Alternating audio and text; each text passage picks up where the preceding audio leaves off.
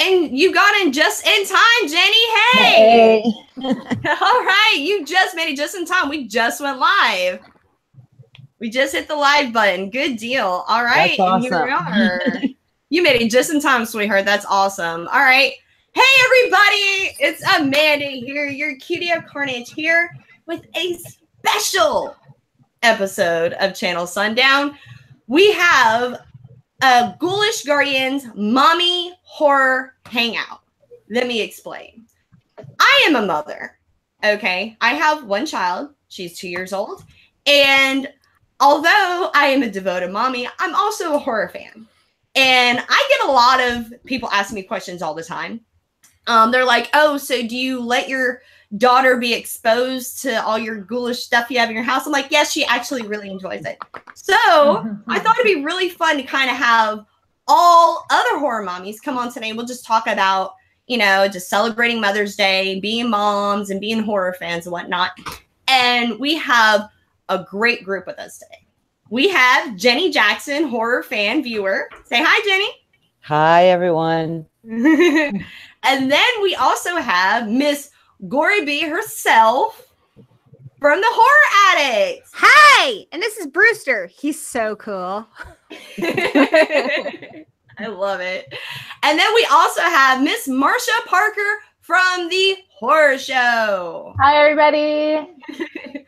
And then, of course, we have, you guys probably remember her from an interview I did not too long ago. We have writer-director PJ Woodside from Big Biting Pig Productions.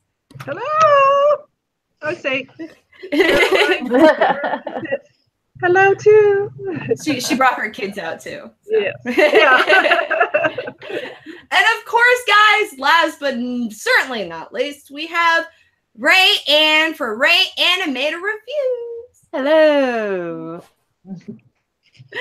All right, awesome. I couldn't ask for a better lineup because we have people from different walks of life. We have writer-directors, we have horror hosts, we got reviewers, we have fans, and we just have a lot to talk about. Okay.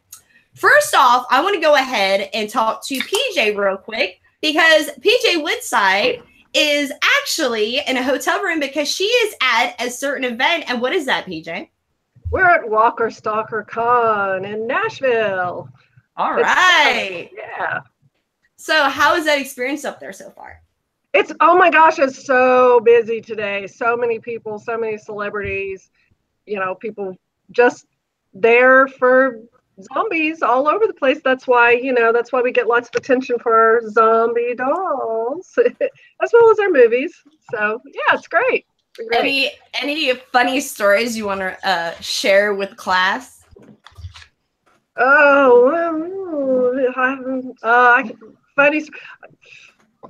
You caught me off guard. I can't think of any. I'll think of one in a minute. All right, good deal. All right, well, as you guys can see, she has little baby dolls with her. How about you tell us about the little baby dolls you got with you?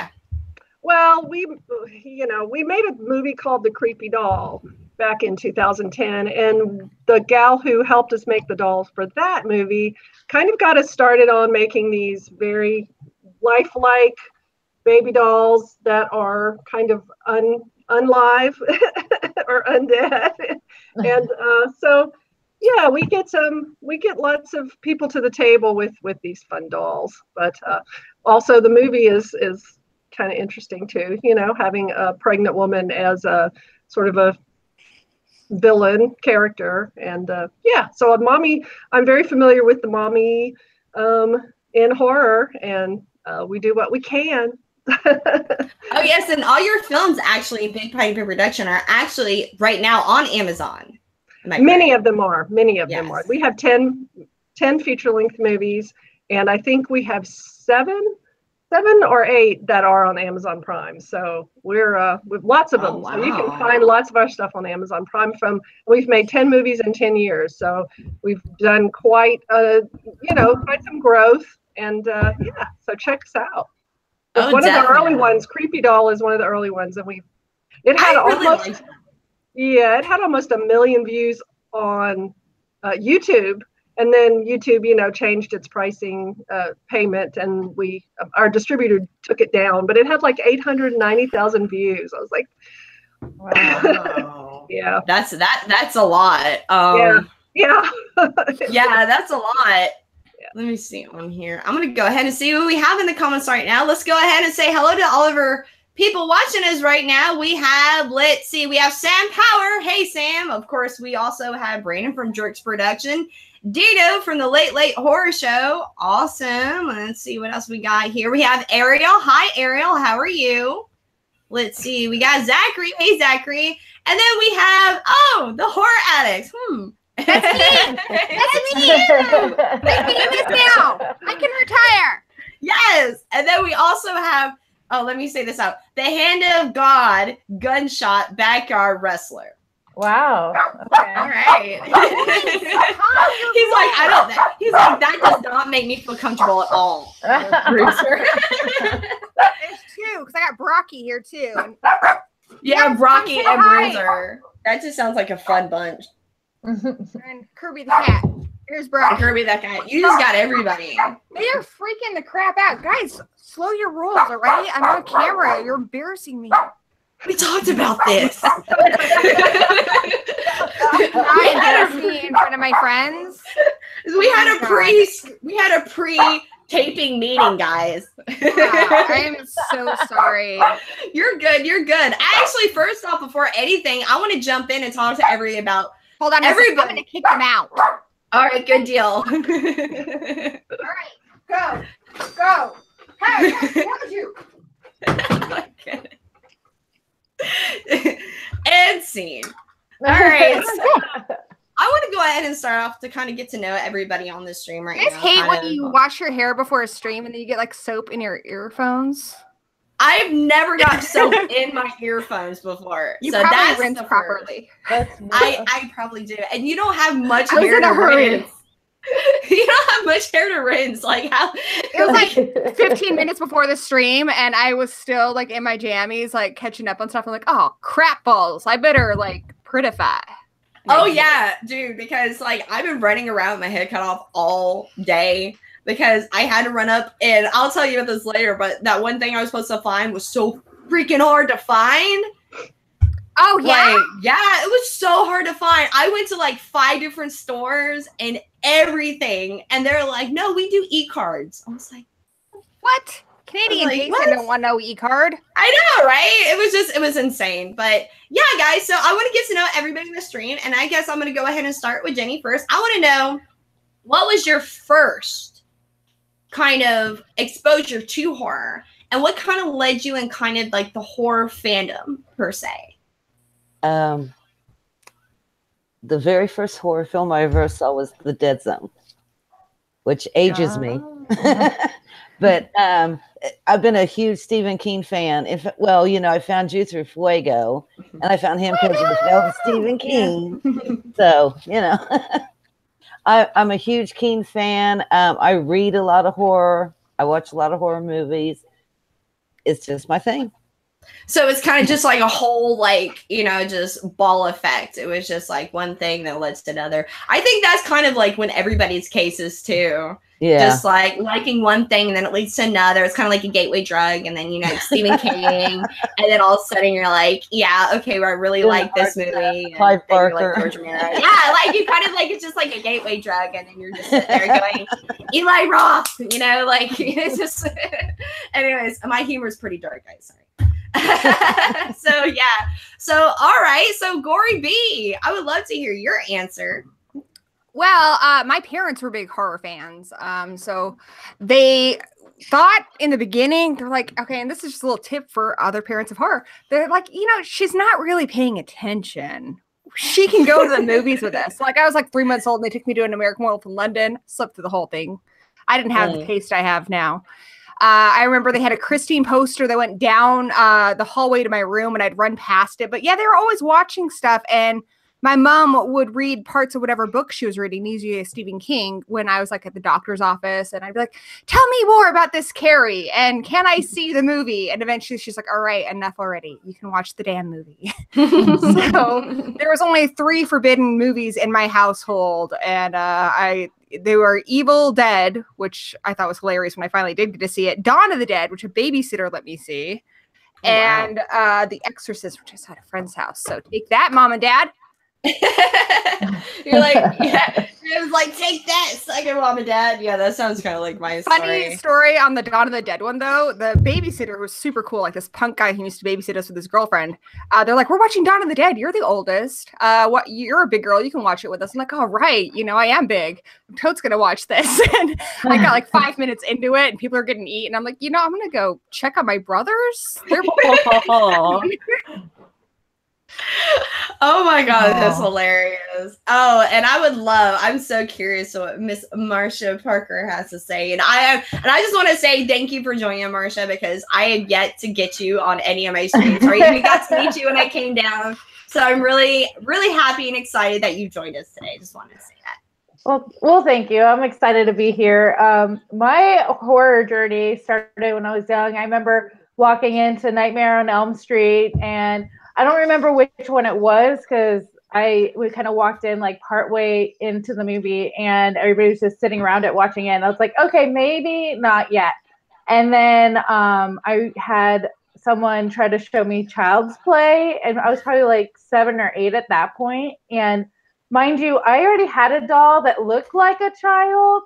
Like people thought it was a real kid when I would have it sitting there during yard sales.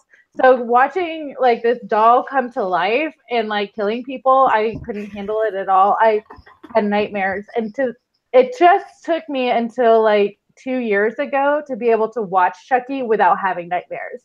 Like I remember watching The Bride of Chucky, laughing through the whole thing and wake up screaming because I thought I was going to get murdered. So I have issues with Child's Play, but I'm getting better. I'm working through it. I'm facing those fears. I'm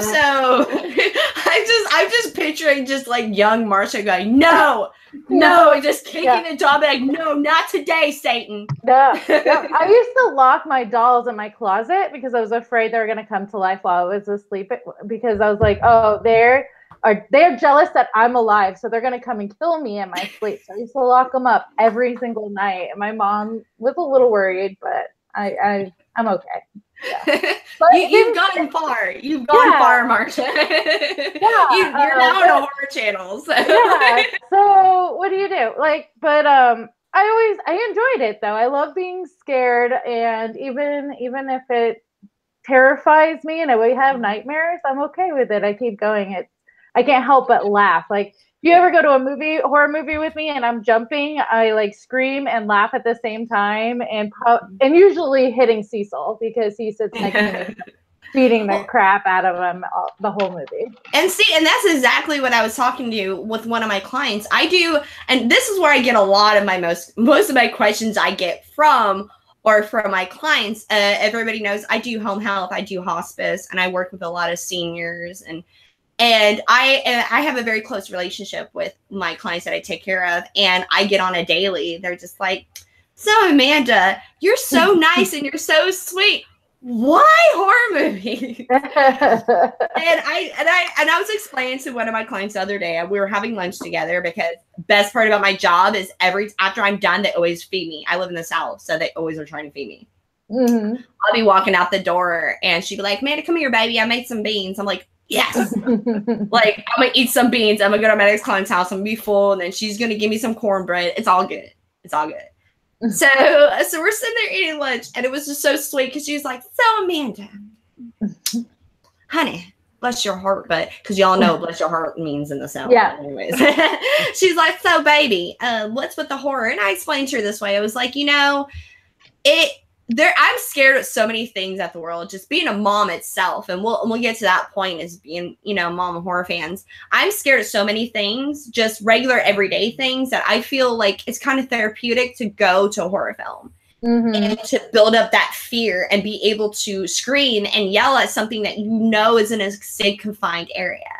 And that's exactly what you're getting at. It's really nice to go and laugh and be scared and have that little bit of terror. And my client, she was so cute. She goes, I know how it is, because the first time I saw Frankenstein, I was like, this is the scariest thing ever. And then I saw The Town That Dreaded Sundown. I was like, yeah. She goes, have you seen the remake? And I was like, don't watch it. Don't watch this, Carter. Please don't watch it. That's like, don't watch the remake. Please don't watch the remake because you will not deal with it because it is not like the Moonlight Murders. But anyways, yeah. So I would like to hear from Ray. Ray, go ahead and explain to us how you got into horror. The first horror movie I ever saw, I think I was 4 or 5. I like badgered the shit out of my grandfather to rent Phantasm. Oh. And he made me watch it in the dark, and then he made me sleep in the bedroom in the attic because he was amazing. And that kind of just he was so cool. That kind of just got me. Yeah. Give me a backbone. It got me interested in like every horror movie because I loved that feeling and it was exhilarated. And my mom refused to let me watch like anything. Like I wasn't even allowed to watch Popeye. So it was one of those like when you go for a sleepover, then you try to watch like all the movies. I have to know. I'm sorry, honey. Why Popeye? Everybody's thinking, and I have to ask, what was Popeye? Because it was violent. I don't. Man. I guess I gotta rewatch that. The unedited Popeye. I don't know. She had some weird standards. I don't know. That is pretty odd. And so it was kind of like a snowball. Beat people up. I see it. Oh, what was that, Marcia? Sorry. He eats spinach and then beats people up. I can see with the conflicting messages. I guess I can see that. And there was a lot of undertone addiction in it with the hamburgers. You know, I could see that. Your mommy didn't want you to be a violent hamburger dope fiend. Understand? I don't know. And then a guy that my sister dated when I was in high school, I'm still a huge friend, love him. He got me into like everything. He was like, oh, but have you seen Fulci? And I'm like, I don't even know who that is, like 15-year-old me. So he really opened my eyes to a lot of stuff, and I'm eternally grateful for that. And it kind of just kept going after that. Still can't watch Phantasm without having nightmares, but you know. Oh, good. See, I see like there's an ongoing trend here, but I guarantee you mine's going to be the most. And I'm going to tell you guys something real quick is I was talking to a friend about this, and even a stand-up comedian said this. I'm really tired when people say when somebody's weak, like, oh, you're a pussy. Because when you think about it, like, that is like the strongest part of me. Like, it made children. You know, like, and everything. And the weakest part about a guy is balls. So anytime. That's a bit in Ash versus Evil Dead, too. Exactly. She's like, be a vagina. Yeah, exactly. And so whenever I say something's ballsy, I mean that it's basically equivalent to being a pussy. So what I'm getting at is my answer is going to be very ballsy. You're going to be like, what, Amanda? But anyways, yeah. So PJ, it's your turn, sweet. What was the question? The question is, what horror? It's fair because we've been talking about so much other things. What is the one time you were basically exposed to horror and kind of got you influenced you into just writing, directing, and just being a fan of horror? Yeah, I'm going to tell my age, but I used to watch Dark Shadows from under the dining room table. That was the first, and then I remember. I was not allowed to watch Rosemary's Baby, which made me very curious to see Rosemary's Baby. But really the first one that I watched with real, consciousness of what was going on was Carrie. Loved it so much, but it scared the shit out of me very much, especially the end. But yeah, so and the female figures in that movie, so great. So that was those are the kinds of stories that I wanted to tell. Oh, that's pretty awesome. I like that. I remember because that's the same question that I asked you with our interview. If you guys get a chance to, if you guys look in the videos after the stream, check out our interview with PJ and Steve Hudgens. Poor Steve. He tried so hard to get on the Google and he just could not figure it out. So he was like his internet went out like 3/4 through. Bless his heart, but he was a trooper and he stuck in there. So yeah, I bet Steve's watching. Yeah, yes. I bet Steve's watching. Hi, Steve, miss you, buddy. And if he's watching, and he's just like, hey. Everybody's working. Mine never works. It's okay. It's okay, Steve. You make movies, so it's okay. Anyways, yeah. So I guess I'll get to my answer, and I'll go through really fast because we have a lot to talk about. When I was a kid, before anything, I was about 4 or 5 years old, and I don't remember exactly the first time I saw it. My mother and my sister remember the first time I saw it because they said when they were watching it, I saw it. Let's just put it this way: I don't have any memory of not seeing this film. This film has been with me my whole life. I go back to my first film memory, and that is Jaws. Oh, okay. I cannot look at the movie poster. I can't hear the theme song. I am so traumatized by that film. Have you gone to Universal and had Jaws pop out of the water? Yes. Yeah, my father made me do that, which was really funny because if anybody knows, my father is actually my stepfather, but he raised me since I was 4 years old. So he knew my fear of it. Actually, really funny that you said that. My old daddy, wonderful man, sent me a picture of him when he went to the museum in Dallas of this big megalodon shark mouth, and he stood in it and went like this and sent it to me and said, "Look, Amanda, I'm in the megalodon." I'm like, "That's great, Dad." He sends me pictures of sharks all the time. Like my dad today, before my stream, he said, "Have a good stream," and he sent me a picture of a shark and it said, "Shark Week." I was like, "Thanks, Dad." Well, anyways, before we went on this ride, my dad is a hefty Asian man. He used to be a powerlifter, and so he's this hefty Asian man, and of course, you guys know that I'm not Asian at all. But we were in the line ride. My dad was like, "You're gonna conquer your fears. You're gonna conquer your fears. You're gonna get on this ride." I was like, "Okay." So I'm in line to get in the ride, and everybody's looking at me, waiting for me to be like, "If you're not safe, blink." Because they thought some dude just kidnapped me and put me on the ride. I was just like, "You're fucking doing it." Like,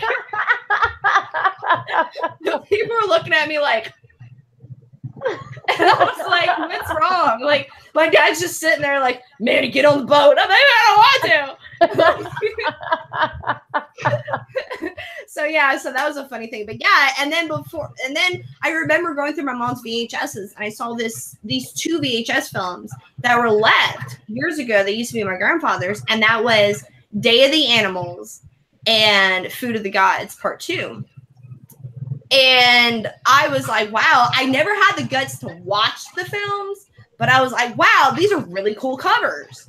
Because back in the day, they used to make really good VHS cover art, you know? And I was like, I think one day, I'll get it, you know? I'll get to watch it. And anyways, so that eventually happened. But when I was 5, my mom took me to go, I was very young. My mom took me to the movie theater, and she decided to take me to go see Death Becomes Her. And I never been so terrified in my life because I knew who Meryl Streep was. I knew who who Goldie Hawn was. You know, I knew these women. So to see them do that, I was like, I'm confused. Why is Die Hard old?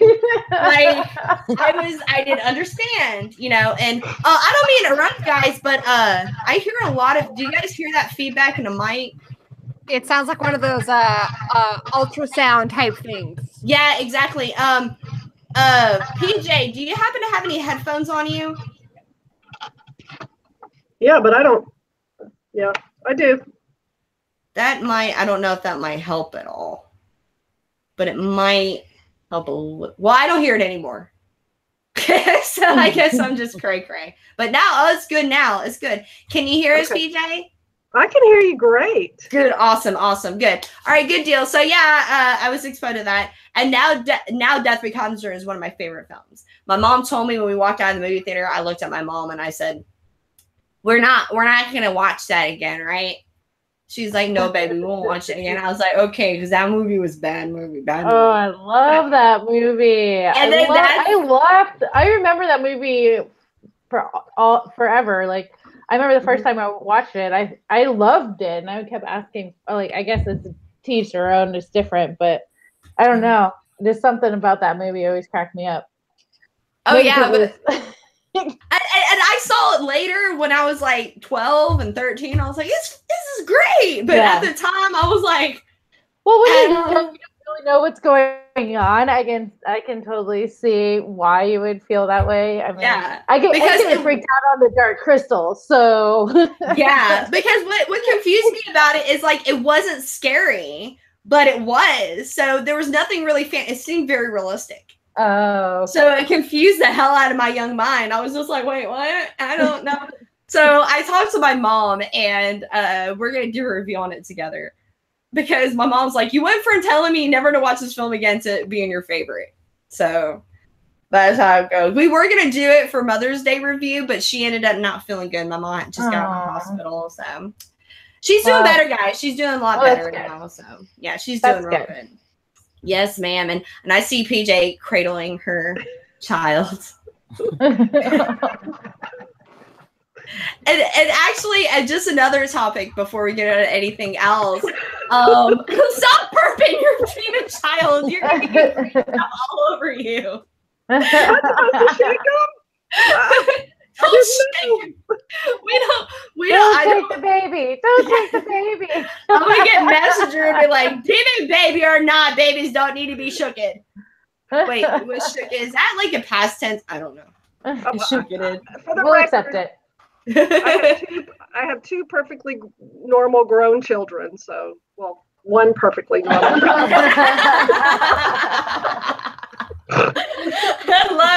Yes, whoever just snorted, Ray, that is duly noted, because I am known to be the snorter of all hangouts.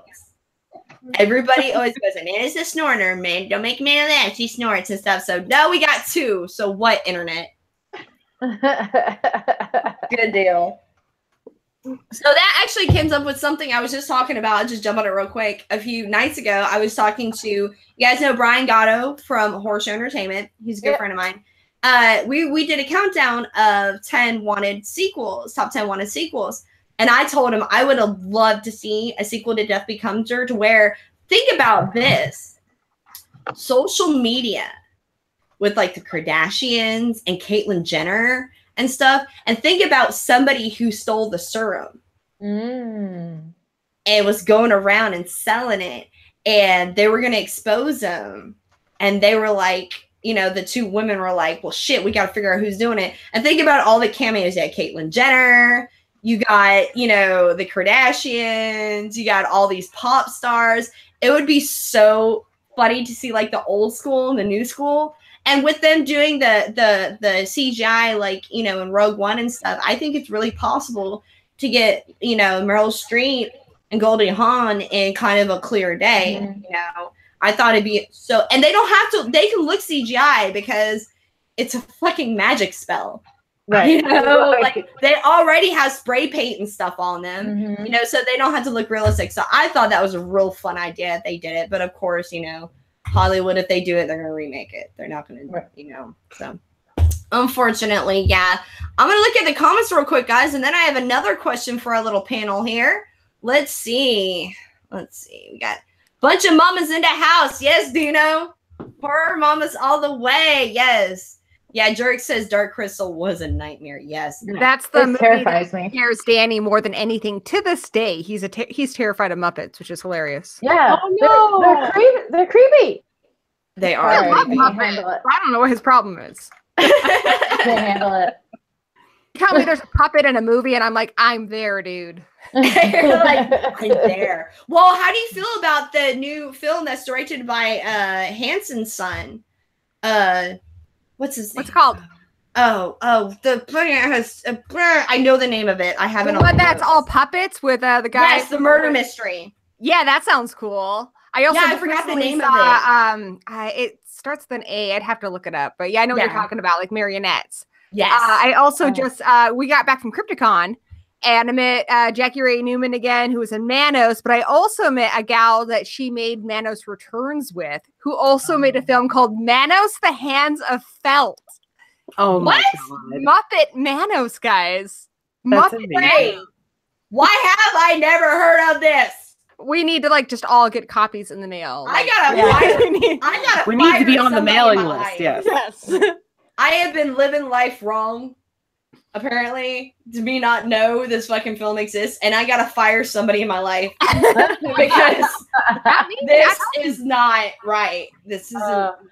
I also have always wanted to see a feature film version of Dracula that was in Forgetting Sarah Marshall. You know, he has Dracula at the end and the babies pop out. Yes. Oh, that was amazing. That would have been awesome. Yes, that would be a good movie. Man, and that actually kind of is a segue to our next topic. And speaking of horror films, I would like to know everybody's answer to this unique question.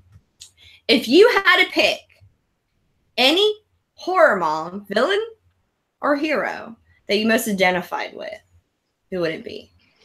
Ooh, that's a good. The Queen Alien. No, I'm kidding. Yeah. Well, I guess I'll start first, just to kind of like get the ball rolling. I have two that are kind of like tied because I was thinking about this all day, and mine either has to be the mom in Monster or the mother in Babadook. And I'll tell you why. It had nothing to do with drug abuse.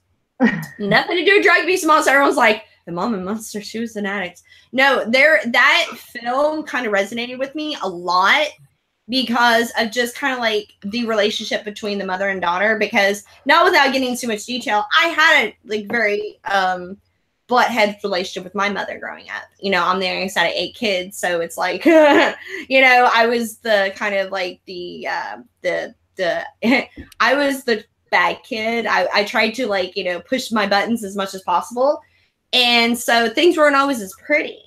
So like it was really crazy to see on screen her not being perfect, you know, and although I don't do drugs. I'm not a druggie and stuff. I could see that a lot of her imperfections reflecting on her choices as kind of like a mom and just not being totally comfortable in the role itself. And although I don't really identify with her so much, that's why it's like you cut edge. I love the realism in it. I liked the scene that hit me the most is the scene in the garage. And I don't know, has everybody seen Monster? Yes. No, Okay. I haven't seen it yet. Oh, I won't spoil it though, but everything comes full ahead. But the scene when they're in the garage, and this isn't really a spoil. This is kind of like them arguing in the garage. You know, she looks at her daughter and she goes, "Fuck you," you know, her young daughter.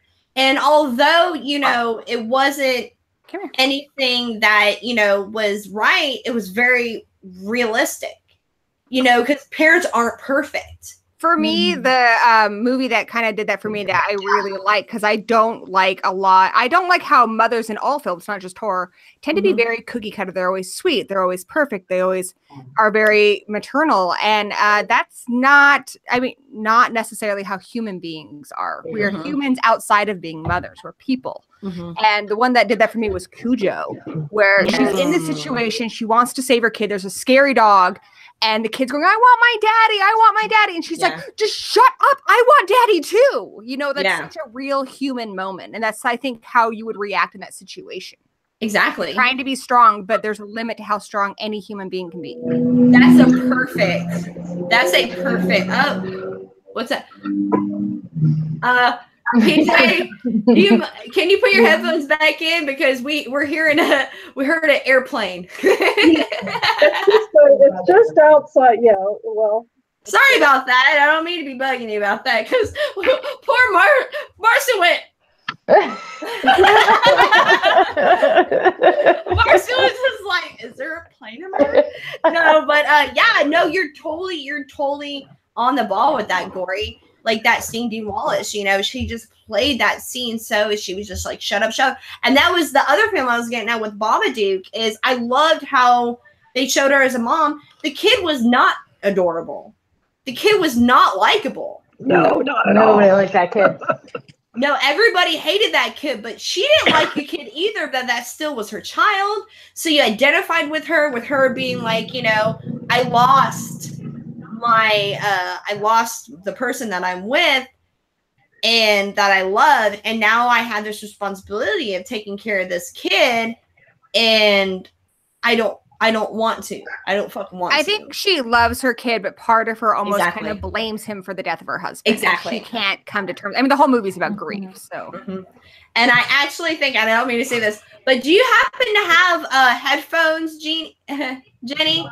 Because I'm thinking it might be coming on your end. Oh, you have headphones in? Huh, I don't know where that's coming from then. Well, anyways, we'll just ignore it, guys. Just think of it as sound effects first. It'll be our soundtrack, okay? The soundtrack for thing. It's not me. Yeah, it's not you. No, we'll just. But no, you're totally right on that. Like, just, you know, she blames him, but and when you watch it, you really can't help but to think, you know, you're exactly in her shoes. You're exactly in her shoes. And I get a lot of people that hate that film, that hate on that film, but I give that film a lot of props for just being able to put you in a circumstance and understand. Hate on that film, I think, get tied up in, oh, well, it's about child abuse and stuff. And it's not. It's a whole movie about grief. It's all an allegory for grief. And you need to remember that it's an allegory. And when she is abusive to her kid, she's freaking possessed. So if you want to look at it on story terms, I disagree with a lot of the hate that comes towards that movie. Oh, yeah. And see, and that's another thing, too, that I bring up with just nowadays, things are so just crossed with just like child abuse and just discipline and stuff. And it's so crazy how, you know, you watch this film and everybody's, like you said, because I've heard it too, it seems like the first people to jump on that bandwagon, and I don't mean to stereotype other people, but the first people to jump on that bandwagon don't have kids. Well, I know some that do have kids, but either one, maybe their kids are too young that they don't get it, or, you know, like I have one friend who did get really offended by that movie, but they have a baby, and I think it would be really hard because you haven't gotten to that stage with your kids yet. You haven't fought with your kids yet, for starters. Yeah. But yeah, I think for her, it was scary to see that interaction between them, and that's why she doesn't like it. Okay, well, I can see that an aspect of it, so I understand that. Jenny, is there, what horror, if you had to pick a horror mother, villain or hero, it doesn't matter, that you most identify with? Well, I'm going to pick one that's a villain and a hero, sort of. Okay. Beverly Sutphin from Serial Mom. Oh, she is nice. Perfect mom. Oh, And then all of a sudden she goes off on these, and you know how you do that in real life. You're like, you know, somebody will say something and you're like, oh, I would just like to pick up this knife, but you can't. But she can't. Rewind. Oh yes, that's my film. That is so crazy that you said it, because I swear, I ordered the Blu-ray, the special edition Blu-ray not too long ago. And when I was thinking of moms, I was going through my Blu-rays and I was like, I looked at it, I was like, I could never be Kathy. I could never be Miss Beverly. It was Beverly Sutton. I could never be Miss Beverly. And then I looked and I was gonna be well, I'll say that for another one. But I was like, I could never be Beverly. And I was like, I'll just stick to the Babadook. In my head, I am Beverly. Are those Pussy Willows? Are those Pussy Willows? John Waters could never go wrong. And they made a musical. Serial Mom musicals. And yes, and guess who the cast is? It's drag queens. Nice. Of course, they're drag queens. Bravo. Oh, of course. Yes. Oh, so I would love to hear from Miss Marsha Parker. Can I claim Mrs. Voorhees, please?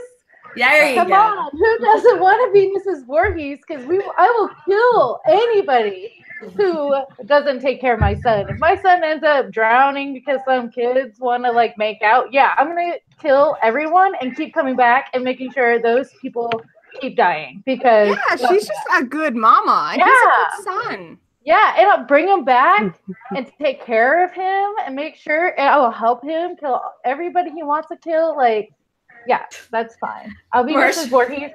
And if we could say my second one, if I was going to be a TV mom, I would be Mary Winchester, hands down, because Oh wow, That's a good one. That's she is interesting. kick-ass. Yeah. Well, I was gonna say something about Voorhees. I was gonna say, don't lie, Marcia. You want to be Miss Voorhees because of that awesome sweater. Right? That sweater is so iconic. I'm not gonna lie. I'll go to Goodwill and I'll be like, I would love to have a Voorhees sweater. Yeah. Her white little sweater was just it. Okay, Yeah. did you guys notice though in part 3, the guy with his eye popped out, he's wearing like the exact same sweater. Like, I did not notice that. Now I have to go rewatch it just because of that. Well, when I say that sweater, everybody knows what sweater I'm talking about. Like that sweater is iconic. You're like, I would be Miss Voorhees just because I want that sweater. All right, good deal. All right, PJ, what's your answer? Oh, you didn't leave me anything. Oh, there's No, tons of moms I'm out just there. kidding. I'm just kidding. So, I really like. I'm big into psychological thrillers. So, and I really identify with moms like the mother in The Sixth Sense. You know, Yes. who's got to dealing with this. Is it real? Is it not real? But I think the one that I like the most, that I feel like, oh yes, I can really feel what she's feeling, is the mother in The Others. You know what I mean? The Others. I forgot about that. Yeah, because she has such hard decisions to make, you know, and you're really on that journey with her, with the kids, and then that twist that it takes, and it just is like, oh, yeah. So I'm very much the kind of perspective where you're not sure if it's real or not with the mother character. That's the kind of movie that really gets me. All right, good deal. I like that answer. And we got, let me check the questions real quick, just see if we got, oh, Cecil's here. Hey, Cecil, what's up? All right, good deal. And that's, of course, Cecil's like, that's our Marcia. Marcia. Marcia is always about Marcia and her sweater. Next time Marcia, I ever invite her on the stream, she's gonna show up. She's just gonna have like the sweater. I'm going to. I'm going to buy it right now. She's gonna, yeah, she goes, I'm doing it right now. Like, I'll be like, what are you wearing? It's fucking 100-something degrees. And you're like, what are you talking about, Amanda? It's air conditioning in here. It's fine. Yeah, it's so chilly in here. Because what I do is I like, when it's really hot, to bust my AC up like to negative and then bundle up like a little homeless person. That's what she likes to do in her pastime. I wanted to say the one that I identify with that didn't get mentioned is the mom and the Final Girls. Oh, well, Ray didn't say her answer yet. That's so much like how my son and I are. We're always just dancing around, and also Lily Monsters, because we have a horror family. Our house is covered in horror, and sometimes I think we forget that that's different for people, and then they come Well, up. Ray didn't say her answer yet, so we'll see what Ray has to say. What's your answer, Ray? Mine would be Annabelle from Mama. Oh. I identified with her because I'm a stepmom, and she kind of. So she, yeah. There you go. Came into, the kids were like already grown up a little bit when she met them, and she had to acclimate to that. And I completely identified with that. So that's a good one. I forgot all about that one. But yeah, let me just say, I'm going to add on to what Gorby was saying. Everybody forgot about that. But I'm so glad nobody said Miss Bates. Oh, no, you can't be Mrs. Bates. No way. That's just too close of a relationship. Mrs. Bates doesn't put her kid first. No. She's That's going overboard into being abusing your kid. Now that one actually does abuse her kid.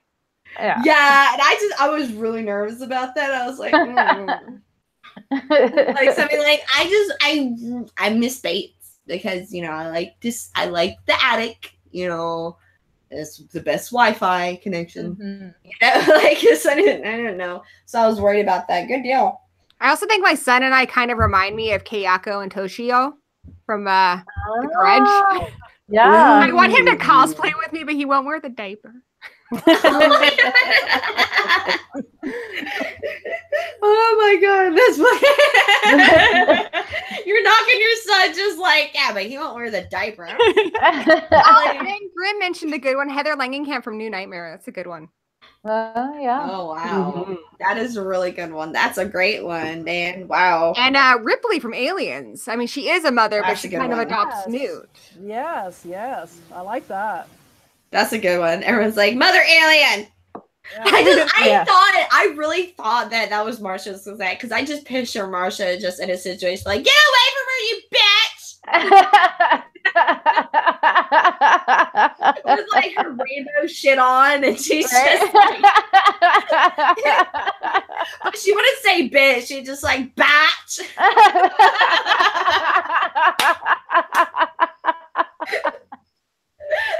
And then like after you kick him, you're just like, I'm just so tired of the abuse. Right.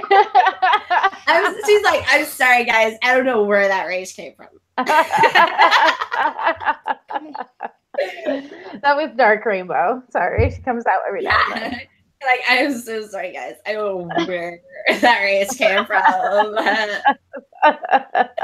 I like hot pockets. Sorry, guys. I love hot pockets. What's your favorite sandwich? I'm sorry. A pizza and a sandwich. Duh. Oh my god, I'm looking at all these questions I have. Okay. Oh, I got a really interesting question for you guys. Okay, so if you had to pick, and this is gonna be really interesting, and I'm gonna start right here. If you had to pick, yes, Ray, I'm getting there. If you had to pick one horror child to foster, who would it be? Does it have to specifically be an evil child? Well, it doesn't have to be evil child, but like a child with, mind you, when you foster this child, the movie they're in you're gonna be in that movie. Fuck. Yeah. Does it have to be an actual child that I wouldn't be old enough to mother? Well, it could be. You could have. It's fine if you want to adopt like a 20-year-old child. Marisha, that's your business. I would say baby Firefly. If I was gonna adopt anybody, I would adopt myself. So into that dumb. family. You're gonna bring a whole family into your smorgasbord. Hell yeah, they're fun, man. They're fun until you're murdered. No, because I'll be. You're in the family. You won't be murdered. I'll be murdering people. No, but she's gonna take their kid out of their home and put her in her home. Yeah, they're gonna be okay with that. She's like, they're a bunch of fun until I got an axe in the face. Till then, they're a bunch of giggles. No, we'll be fine. I'll be the new stepmother. It'll be fine. She'll like me. It'll be all right. Oh, we'll have fun. Jesus Christ. Ray, tell me something else. Somebody tell me something else because I think I'm about to witness. I want to adopt Sam from Trick or Treat, and I also want to adopt Eddie Munster because I mean, come on, he's so fun. Oh, that's so cute. You guys are going way too cute with this shit. You guys are just like, it's really cool. You guys, I don't think you understand the gravity of this situation. You're gonna fucking be in this movie. So yeah, Eddie Munster is good. That one's good. Sam, that I guess that can happen. Like, but you know, spoiler alert, he's not a child, Gory. He reminds me of my son, and he's kind of well. Then I don't want to meet your son. I'm scared. My son's adorable. Your son's awesome. He is awesome. I'm just joking, but I'm just saying, if your son is killing people. What about Pugsley? And yeah, one day kids gotta have hobbies. There you go. Gory's like, you know what, guys? He might dye his hair. He might listen to rock music and do a little bit of homicide. But you know what? He doesn't do drugs. He doesn't do drugs. I thought of some. If some dumb teenagers have to die, well, then guess what? That's what's gonna happen. Because crack is whack. Which is very true, kids. If y'all take anything from my stream, crack is whack. All right. I'm going to take Rosemary's Baby because I already have some practice, right? There you go. Wait a minute. You say I just had some practice? Cute and fluffy. I so thought you just said, I'm going to say Rosemary's Baby because I just had some crack. I was like, PJ, I just made an announcement. announcement, PJ, about how crack was what. But yeah, okay, Rosemary's Baby. Okay. Because I've had practice, not crack. Practice. Okay, practice. And he has his father's eyes. Oh, that's a good one. That's a good one. I like that one. Who else? Oh, Jenny, it's your turn. I'm making everybody go because I have yet to decide. Which... I think I'm going to go with Carrie White because if she was in my house, I'm not a whack job and she wouldn't be abused, so she wouldn't have to burn the town down. Okay. Okay. And she has really awesome powers, so you could manipulate that for yourself. I mean, No, I like more the of way a Matilda situation. All right. I think I got my choice. Hold on. Okay, I think I have my choice. So I think I would adopt Carl. Like just because he's young Carl or old and Carl? his mom is the bitch. Old Carl. Little Boy Carl. Because his mom was a bitch. Yeah. Oh, I thought you said Paul. I'm like, who the fuck's Paul? Carl. Carl. I got you. Yeah. Paul's my neighbor, and his parents are assholes. No, I would pick Carl because Marcia, you would appreciate. I did a top 10 horror jokes. Yeah. Corny horror jokes, and I made a joke that nobody it just went over everybody's head. I was like, all right, guys, why did the Walking Dead group keep Herschel around? Why? Because Herschel was a vet and Lori was a bitch.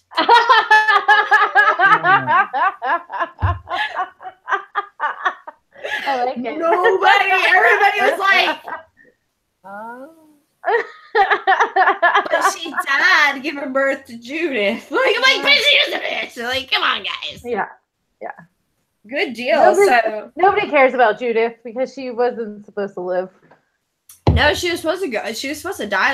And that actually goes. Yeah, that actually goes into our next question, guys. I love the accidental segues. So the next question I have for you guys is: have your taste changed from a horror fan? And I say this because my daughter's only 2 years old. So it's still fresh with me being a parent. But before, your taste of horror before and after having a child, has it changed? And after having a child, is it harder for you to see certain things in films? Who's going first? Everybody has a smorgasbord. We got a smorgasbord. I can go first.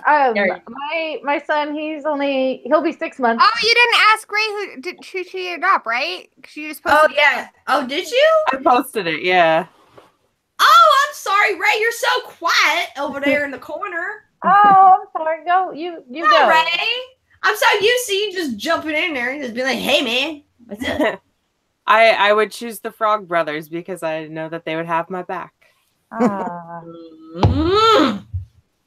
Why you gotta be so deep in your shit?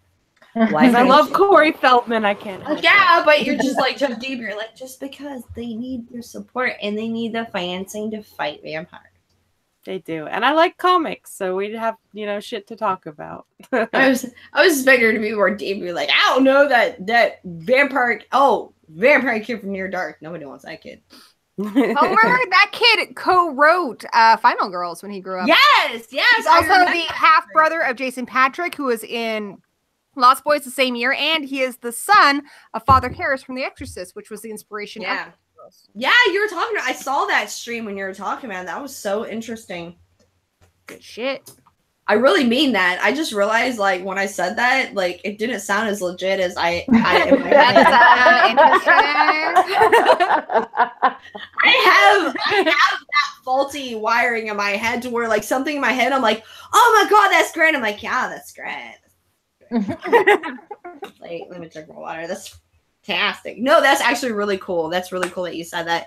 So yeah, Marcia, like you were saying, after having your child, has your idea of horror or just anything that you can handle changed? I think it's harder, obviously, to watch any sort of babies or kids getting hurt now, because before I didn't really care. It was more like, oh, I hope the animals don't get killed. But now it's harder to watch the kids get hurt because you have that protectiveness that's really flaring up with you, especially right after you have a baby.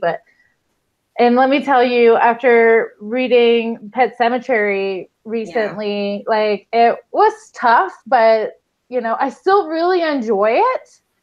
And pushing myself to like experience horror in a different way with that new sort of like sense of the world. And I think it has changed me, but I don't think it's taken the love of horror away. I think it just kind of made it live again. And because I was watching so much horror, I kind of got desensitized. So now I'm sensitive to certain things. So I kind of want to explore that and kind of bring myself to face it. Did you have any experiences when you were pregnant? No, like extra sensitive stuff.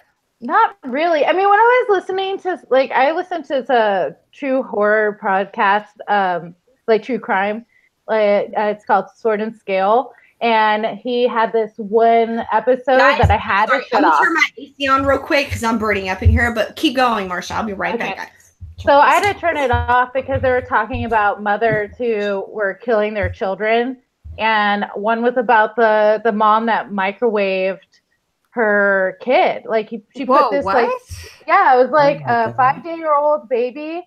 She got mad at her boyfriend for cheating on her, and she put her in the microwave for, I think it was like 30 or 60 seconds. And he literally, it was like, this is how long that is. And he just put on the sound of a microwave going for like 30 seconds. And I was like, I can't do it. It was, movies don't bug me, but real life stuff like that gets me every time. I can't handle that. Other than that, I was fine. I watched it. The Georgie scene, all of that didn't really bother me. It's just the thought of losing someone that precious, I think, is a little bit harder. But I don't know. That's the biggest change. I think it's going to be interesting to experience horror now with this whole new addition of my life. So maybe I'll be a little bit more sympathetic to the human race, a little bit more than I was before. Yeah, I kind of like it when they kill kids in horror movies. Because like that movie had the balls to kill them, but I don't like it when they're based on true stories. Because then I just don't. I actually want to make a comment to that because the reason I went to turn my AC on this because I remember this story because back before I started my channel, I'm gonna go back now. I was a big fan of the horror show and I used to watch all the time. And I actually was there on one of the podcasts before Marcia had her baby, and I asked that question. And she told that story. And I was like, oh, that story. Yeah, I'm going to turn my AC on real quick because it is on here. But I was like, oh, that story. And it's funny because, like, when I was pregnant, I could deal with stuff a whole lot better. Because before I had my child, I was like, no animals. Let the babies die. Whatever, I'm cool with it. Like, one of my favorite films, you know, they have dead babies and stuff. And it was never a big deal. It wasn't until I actually, and I'm not trying to be all, like, you know, all hallmarky, but after I had my child in my arms and stuff and actually seeing this kid and being like, because I didn't like kids beforehand. I have a lot of siblings who have children, and I was just like, love my nieces and nephews. So I was like, hey, go away, you know. But then and I never thought newborn babies were cute. I'm gonna just tell you out there, I never thought newborn babies were cute. Never thought babies were cute. Then I had mine. I was like, oh my god, get this thing out, you know. And then, like, after having her, you know, just like Pet Sematary and stuff, it was so hard for me to watch that because not only is the being child, but I put my daughter in that point of view. I couldn't help but putting my daughter after she started walking and talking and being a person. I saw myself, like, in Pet Sematary, you know, when he goes on the road, you know, I think about that constantly, like, oh my God, Charlie, you know, like, and it just, and it gets to me. So yeah, that was pretty interesting. What about you, Gory? What you were talking about with, like, it really, I mean, if it's fiction, it really doesn't bother me. I mean, I have the comic Dead Babies with Chainsaws. I enjoy horror. I like being scared, and I like things that challenge me and make me more scared. I don't like the true life stuff, like The Girl Next Door, stuff like that really gets me hard because that really happened to somebody, and I don't like that. But as far as changing my views after I've had a kid, I watch a lot more. I revisited the classics since I had my son because he loves them. And I try to really find things that he'd enjoy as well. Like he loves mysteries. So like he loved Psycho. And God, he loves Scooby-Doo. So I watch a lot of Scooby-Doo. Okay, that makes when sense. I was pregnant, I think that's the only time I got super sensitive, and it was about stupid ass shit. I remember in Scooby-Doo 2 when they're all working together, I'm like, that's so fucking beautiful. And I don't cry over anything. I cried like over everything. And then in Cabin Fever, you know, where they lock her in the shed, I'm like, I can't believe they're gonna do that to her. And then Alien. Who the fuck freaked out about Alien when they were pregnant? Because I was like, no fucking way is this thing bursting out of me. I cried at Alien. When I was pregnant, I cried during Alien Resurrection. Resurrection's sweet. That scene, I cried. I was like, there's so misunderstood. Little half human one. That one's sweet. I was that girl. That was so sad. I was that girl. You know, I used to be the girl. I used to be the blonde girl crying in front of the bar in fucking Shreveport to the girl crying in the bathroom over, I don't understand why they had to be sung out of an airplane. Yeah, I usually never care. But when I was pregnant, I'm just like, oh my God. Like all the crying I hadn't done caught up with me when I was pregnant. Yeah, we all had those moments when we had kids. So we had the breakdowns because I cried.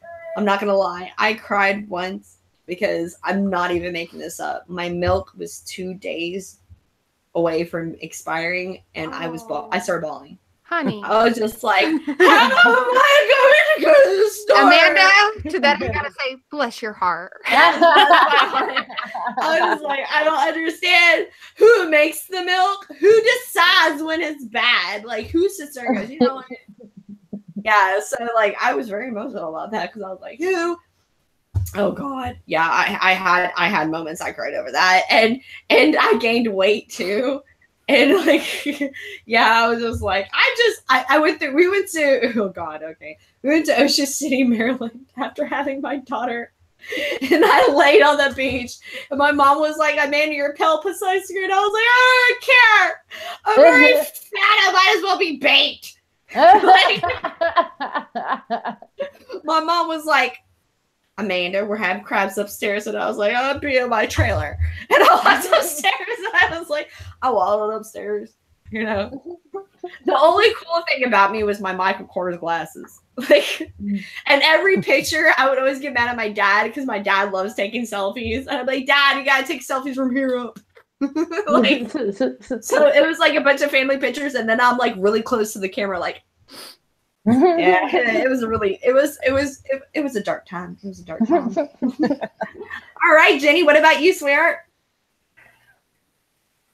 Not only did I not change anything about my love of horror, I took a Stephen King book to the hospital with each of my kids because I found deeper meaning. Like, okay, I took it because I decided that was the story of children becoming more than they were supposed to be. And I took The Talisman because this boy saves the world because he loves his mother.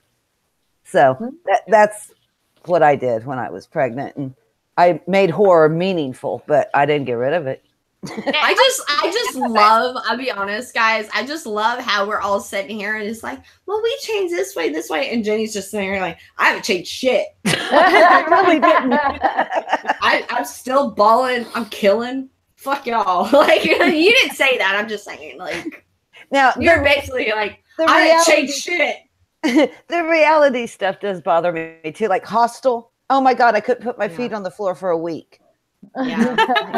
Wait a minute. I'm confused. What did your feet on the floor had to do with Hostel? Was it just like when he cut his Achilles tendon? And well, that's in Pet Cemetery. Oh my God, that was so awful. That was also in Pet Cemetery, though. It's okay. It's okay. Stop crying. Oh, I thought Corey was talking to me. No, my dogs are crying. They're like, why do girls on the TV get attention and not dogs? I just love because I had my window up because I had to send an email to Jerks, And it was so funny because I had a window up, and I was like, well, "What about Pet Cemetery?" I just heard Gore's voice going, "It's okay, man. It's okay." And I was like, "I'm getting moral support." Like, I could do that for you if you want. Thank okay, you, girl. Gore. Thank you, Gore. I mean that. You and Bruce are bro. I'm being very maternal right now. Company. Yes, you are. For the talk of the channel and everything, just like the whole thing shabab, and you're just like, let's just be maternal, everybody. All right, good deal. So, all right, so we're gonna go ahead and go to who else are we missing? We asked, but PJ, I would like to know your answer. Well, I really wasn't that much into horror when I had kids, and I will have to say I was pretty like protective of their innocence. So I like, even Fargo bothered me when Fargo came out because it felt, you know, too violent. So, but when your kids grow up and you share the things you love with them, then you can ease back into not having to protect the innocence of the world anymore. So I'll say it does come back around. I can't stay much longer, Amanda. I've got to. Yeah, I just saw your message. I was actually about to say something about that, guys. Okay. PJ has a big thing for the conventions coming up, and she has a lot of traveling to do. So I want to go ahead and thank PJ for coming out today, and I just want to say, PJ, tell everybody about Big Biting Pig. Big Pipe. Big Biting Pig. I got you, girl. I got you. I only just worked with these people. Like, we just dragged you across a barn floor, right? I know, right? Like 12 fucking times. That was great. Ladies and gentlemen, our host. Yes. I love that shit. They dragged me through a barn with fake blood all over me. Yep. Flies falling on my face, and then drug me across the barn. It was a real barn, ladies and gentlemen. Yes. Drag me across the barn just for Steven to go, I think one more time. Yeah. Oh yes. Oh yes. No. I'll tell you a little short story about Steve. Steve and I are partners in the movie making, and he. I swear on his tombstone after he dies, it's going to say that was perfect one more time. Yes. Because that is exactly what it's like every scene that we shoot. But yeah, Big Biting Pig Productions. We have 10 movies we've done. Many of them are on Amazon Prime. Look us up. I love to write and direct movies about female characters in unexpected roles. So yeah, I'm all about that. Check it out. Yes, and if you guys want to see a real doozy of the film, y'all can check out Goat Sucker, the Goat Sucker.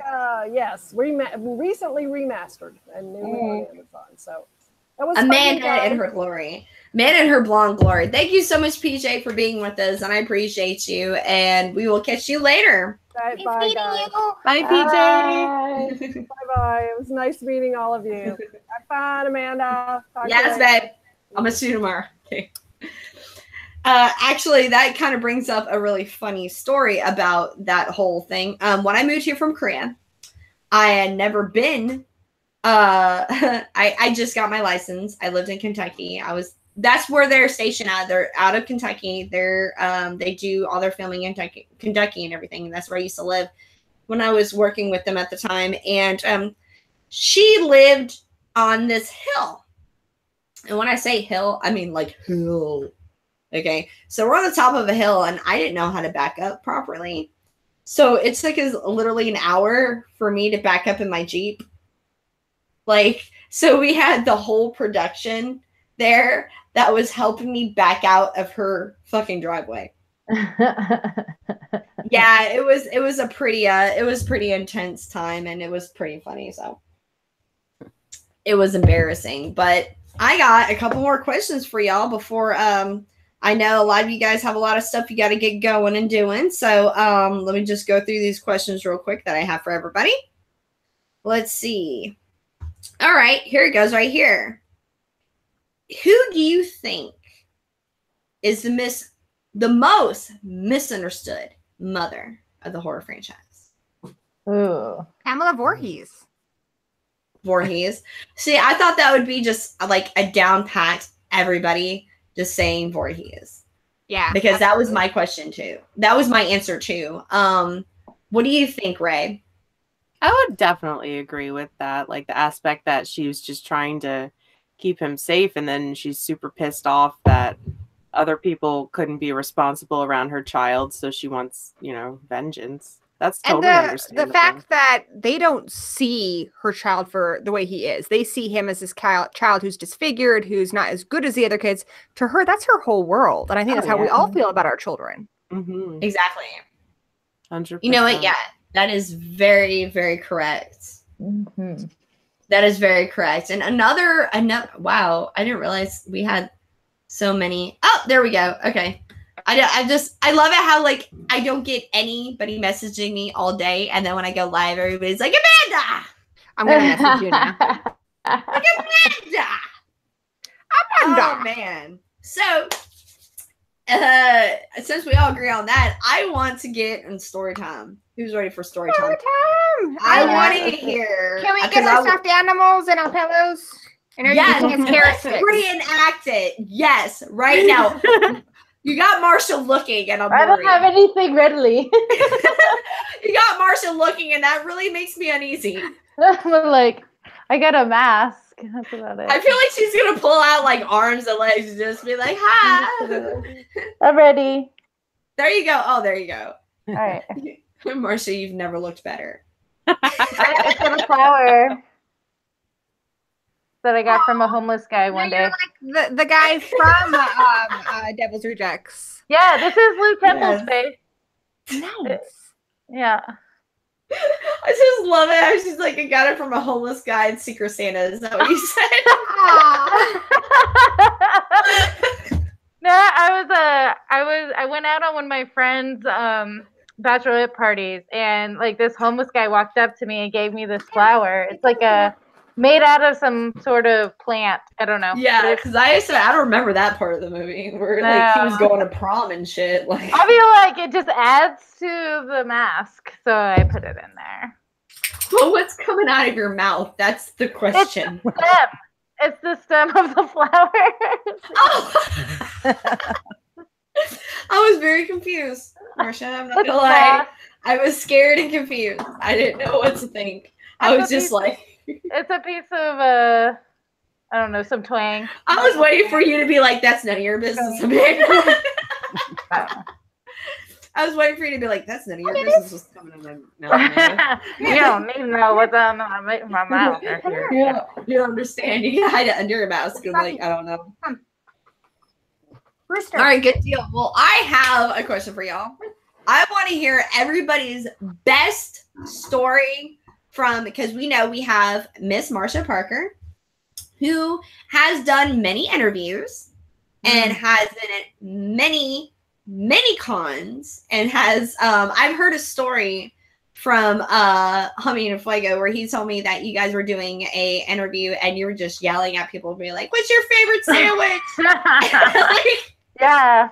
That's like, wow, that's some hard hitting questions, Marsha.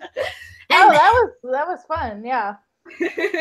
And like, I was thinking, I was like, that's a girl I love to talk to, because like when I think of interviewing, I love like just like in-depth interviews, and I've always wanted to like kind of develop a character at cons that was kind of like Chris Farley on SNL.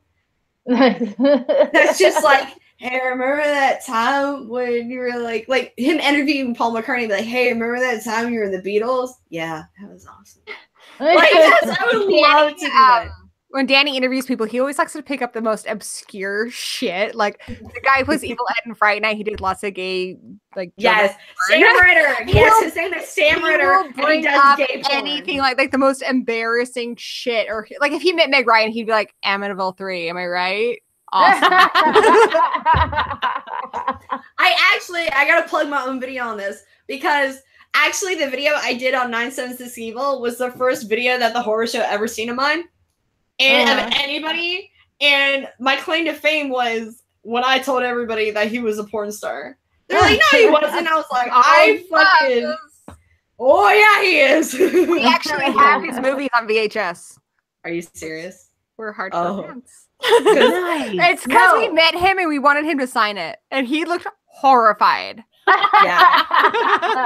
Oh, not only that, dude. They're I like will not tell just you. gay either. They're like bondage. Like he's all Yeah. like decked out on the front. No, one of his porns, because I watched the whole thing.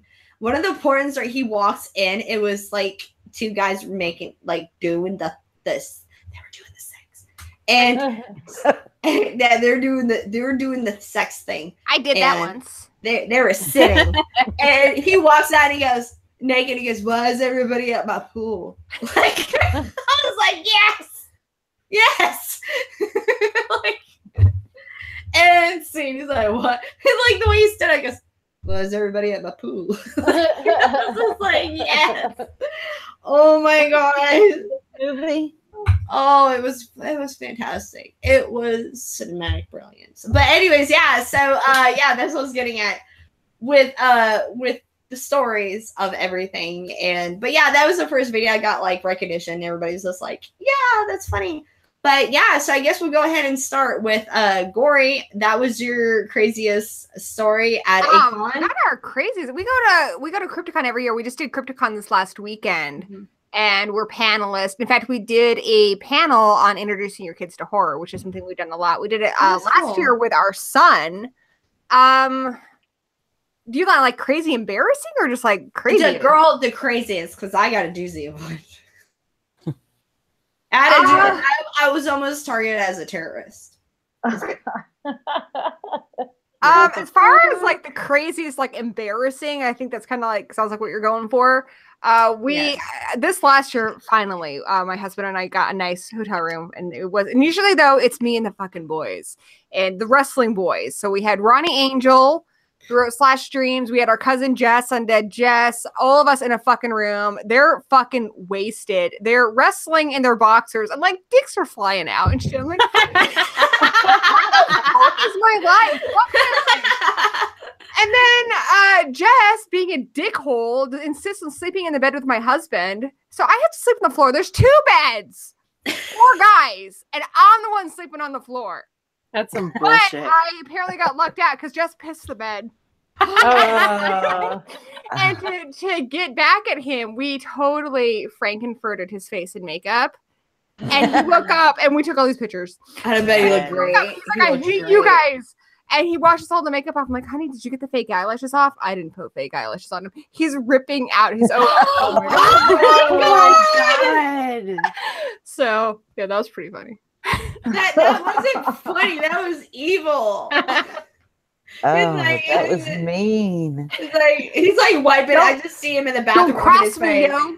Don't He's cross like me. in the bathroom. He goes, "Am I pretty now, Mama? Am I pretty now?" You'll never be pretty. You look like a butt. I'm not mad at you. I'm mad at the dirt. Jesus Christ. Okay, Jenny, do you have a funny story you want to share with us? Well, I don't interview people. I don't have a YouTube channel, but I will tell you it's embarrassing now. When I was in college, I used to go to the Rocky Horror Picture Show, and on Friday nights, I would play Janet, but on Saturday nights, I would be Frank. Nice. Oh, nice. I'm always magenta, as you can tell. I'm always magenta when I go. You're too classy for anything else. Oh no, it's because of the hair. I'm too fucking. I don't want to go buy wigs. I have my Janet wig, but I turned that. So what happened to you? I had kids. No, I'm saying. No, what happened to you at the show? Oh, nothing. Jesus Christ, Jenny, you're making me sound so awful on my own fucking stream.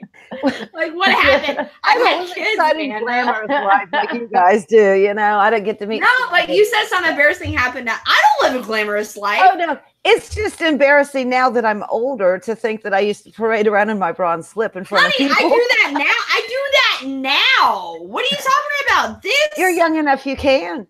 Honey, I'm 30. No, I'm not young. I look young because the lighting is fantastic. No, honey, I'm not young. Like this is like see again. Okay, yeah, you see them. They're my friends there. But no, there's nothing embarrassing about I kind that. of want you to join a debate club now and have that be your whole argument. Like, nah, nah, nah, nah, nah. Oh, well, obviously we know who the winner is. And then what's your closeout agreement? No. No.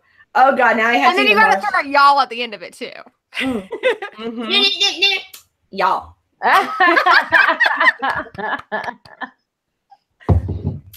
God, I gotta hear Marsha's story. Oh, I don't know. I think everything I do is weird.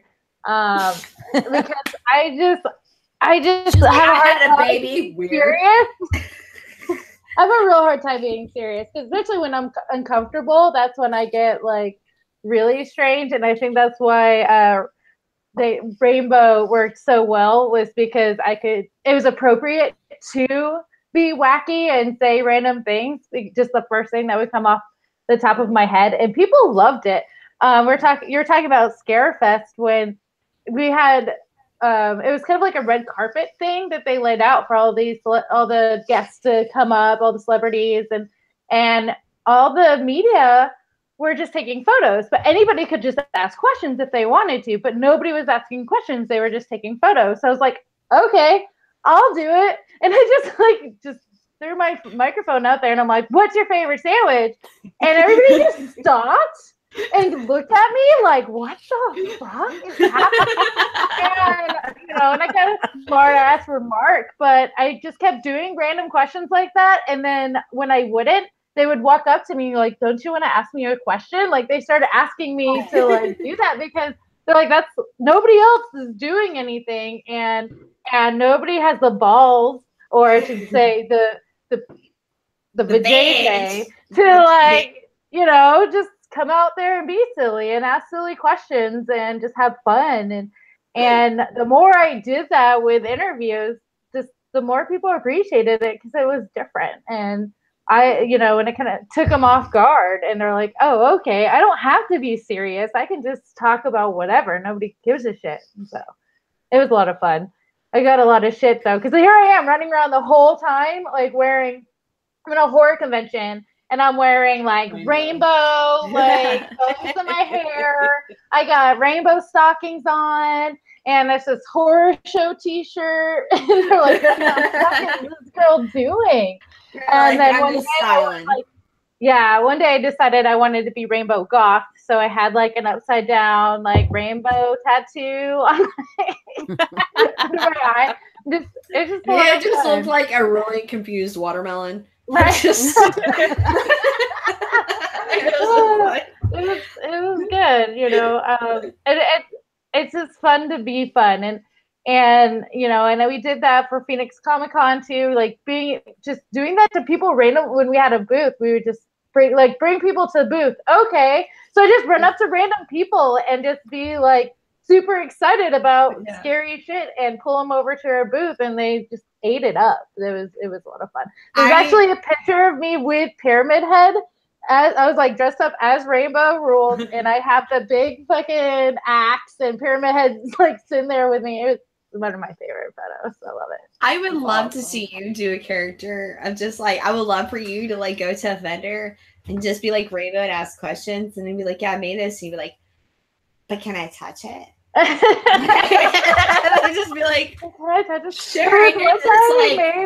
He made like notebooks that kind of look like the Hocus Pocus with an eyeball and stuff, and it looked like it was made out of skin. And I was like, where do you get the corpses to make this? And he's like, it's not real people. And I'm like, oh. I would love you, like, can I touch it? And then like you touch it, you're like, oh, that's not felt.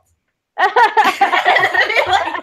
when you think about making shit out of felt, you're just like, or construction paper. I don't know. I never made it that far. You're like, wait, what? You're like, anyways, what's your favorite sandwich? Like, it's like, talk about their products. You're like, okay, well, what's your favorite sandwich? Yeah. And then start asking during the interview, start asking them questions of like how to get places. Right. So, do you know how to get to Subway from here? Like, oh, that's I really could use a good sandwich. Yeah, that would be hilarious. Like, so where in a Subway?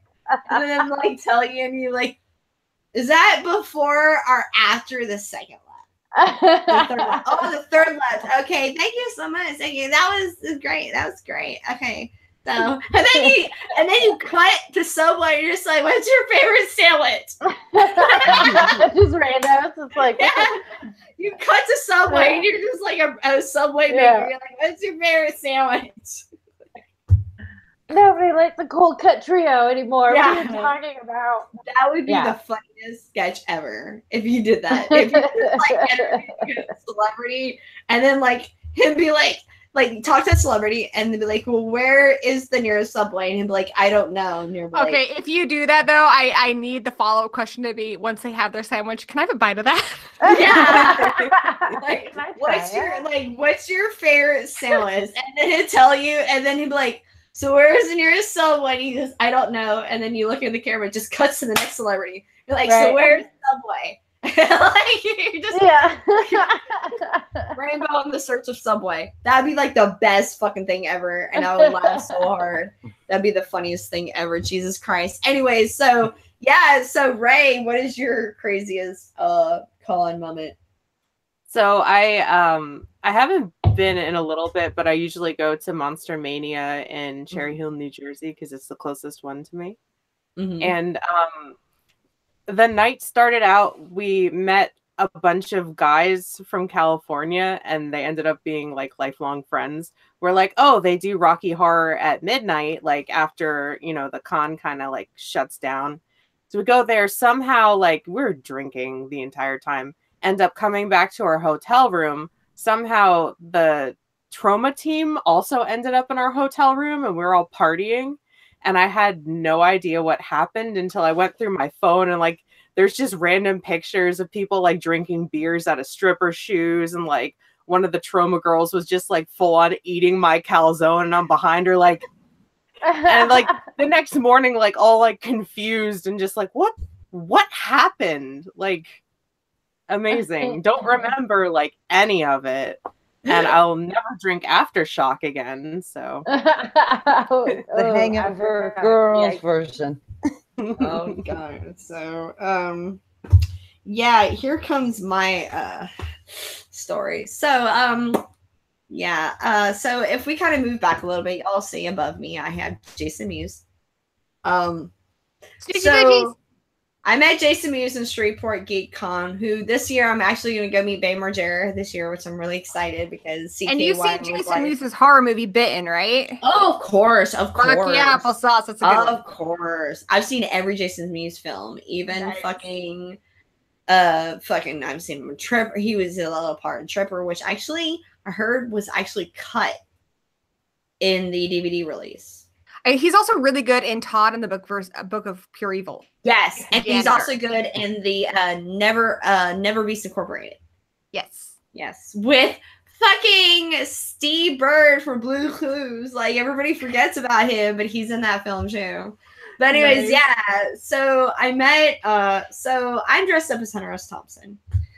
And I'm with a friend of mine who's no longer my friend. She was not really into like, you know, horror and all like the geekness, I guess, of my life. She just went because she was like, free trip to Shreveport, like bars open till 6 a.m. Fuck yeah, I'm going.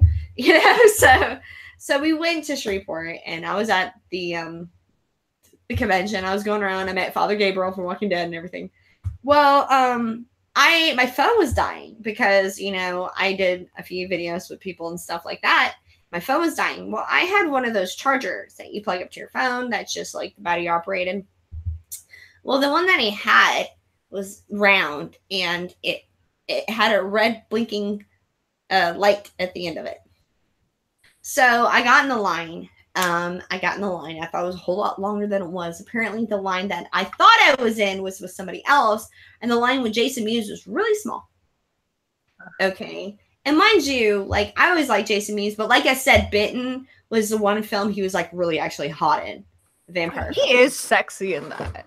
He really is sexy in that. He cut his fucking hair. Yeah, and he cut his hair, and he was. And I like guys who like to make sure that their girl is fed. Yeah, he's like, I was just like, hi, just Like that's the way to my heart. Like feed me. yeah, like I was like Jason Muse. Okay. Anyways, yeah. So, I'm being in tongues now at this point. I'll have to draw Jason Mewes as a dong for you one day. All right. So I'm in line, and there's only like 4 people in front of me, and I was like, oh shit, my phone has to charge. My phone has to charge. And he's really cool. He's just taking pictures of people and stuff. And then all of a sudden, like, I had 4 people in front of me. Well, the 4 people went together to take a picture with him. So I was like, next. And I was holding, like, the battery, and I was holding my phone. I was like, shit, I got it. I got my phone to be charged because he's taking selfies. And he turned around to me. He turned around and looked at me. And I had the charger in my hand, and it's beeping red. And I had my phone in my hand. I ran and said, I'm your biggest fan! Ah! And he went, oh, and I went, no, it's not a bomb. Oh, we go together. I was like, no, and I didn't realize how awkward I was. My friend was rolling. She was like, oh my God. She goes, Mandy, roll up to her, and he was like, it's not a bomb. I think the most I've ever fangirled out is I met Nicholas Brennan, and if you know me, I'm obsessed with Buffy. No, that is my love of my life. I play it so like usually play like I met my hero Barbara Crampton and I played it cool, but I just couldn't. And like he's like, "Come here, I'm a hugger," and I'm like, "Oh my God, I'm touching him." And then I was just like, I was like, I adore you. I said, it's so weird to like meet you because I have pictures of you all over my house. He's like, I have pictures of you too. No, if I met Nicholas Brendan, I would cry because I was in love with Xander Harris. That was my boo thing. He's a sweetheart. If you do get to meet him, I hope I do. I hope I do because. Damn it. That would, Nicholas Braden, he could hit me and I would not press charges. He is that. I would. I'd be like, I love you, but you just hit my friend. So, you know what that means. And I'd call up all these girls and we'd show up with clubs and we'd like, Nicholas Braden, come on now. And I'd add extra hit and I'd be like, and that's for the time that you didn't tell Buffy about them doing a spell to get Angel's soul back. Exactly. That was a dick move, Xander. Like, everybody be like, he hated them, but he's good to the kids. Like, that kind of thing. He's good to the kids. Exactly, yes. We actually had somebody that, let me get back to these comments. We have a lot of questions for you guys. Jeez Louise. People are loving y'all today. Jesus, Mary and Joseph. Let's see what we got. Oh, look at that. Oh, the horror addicts are keeping up the comments. Thank good deal.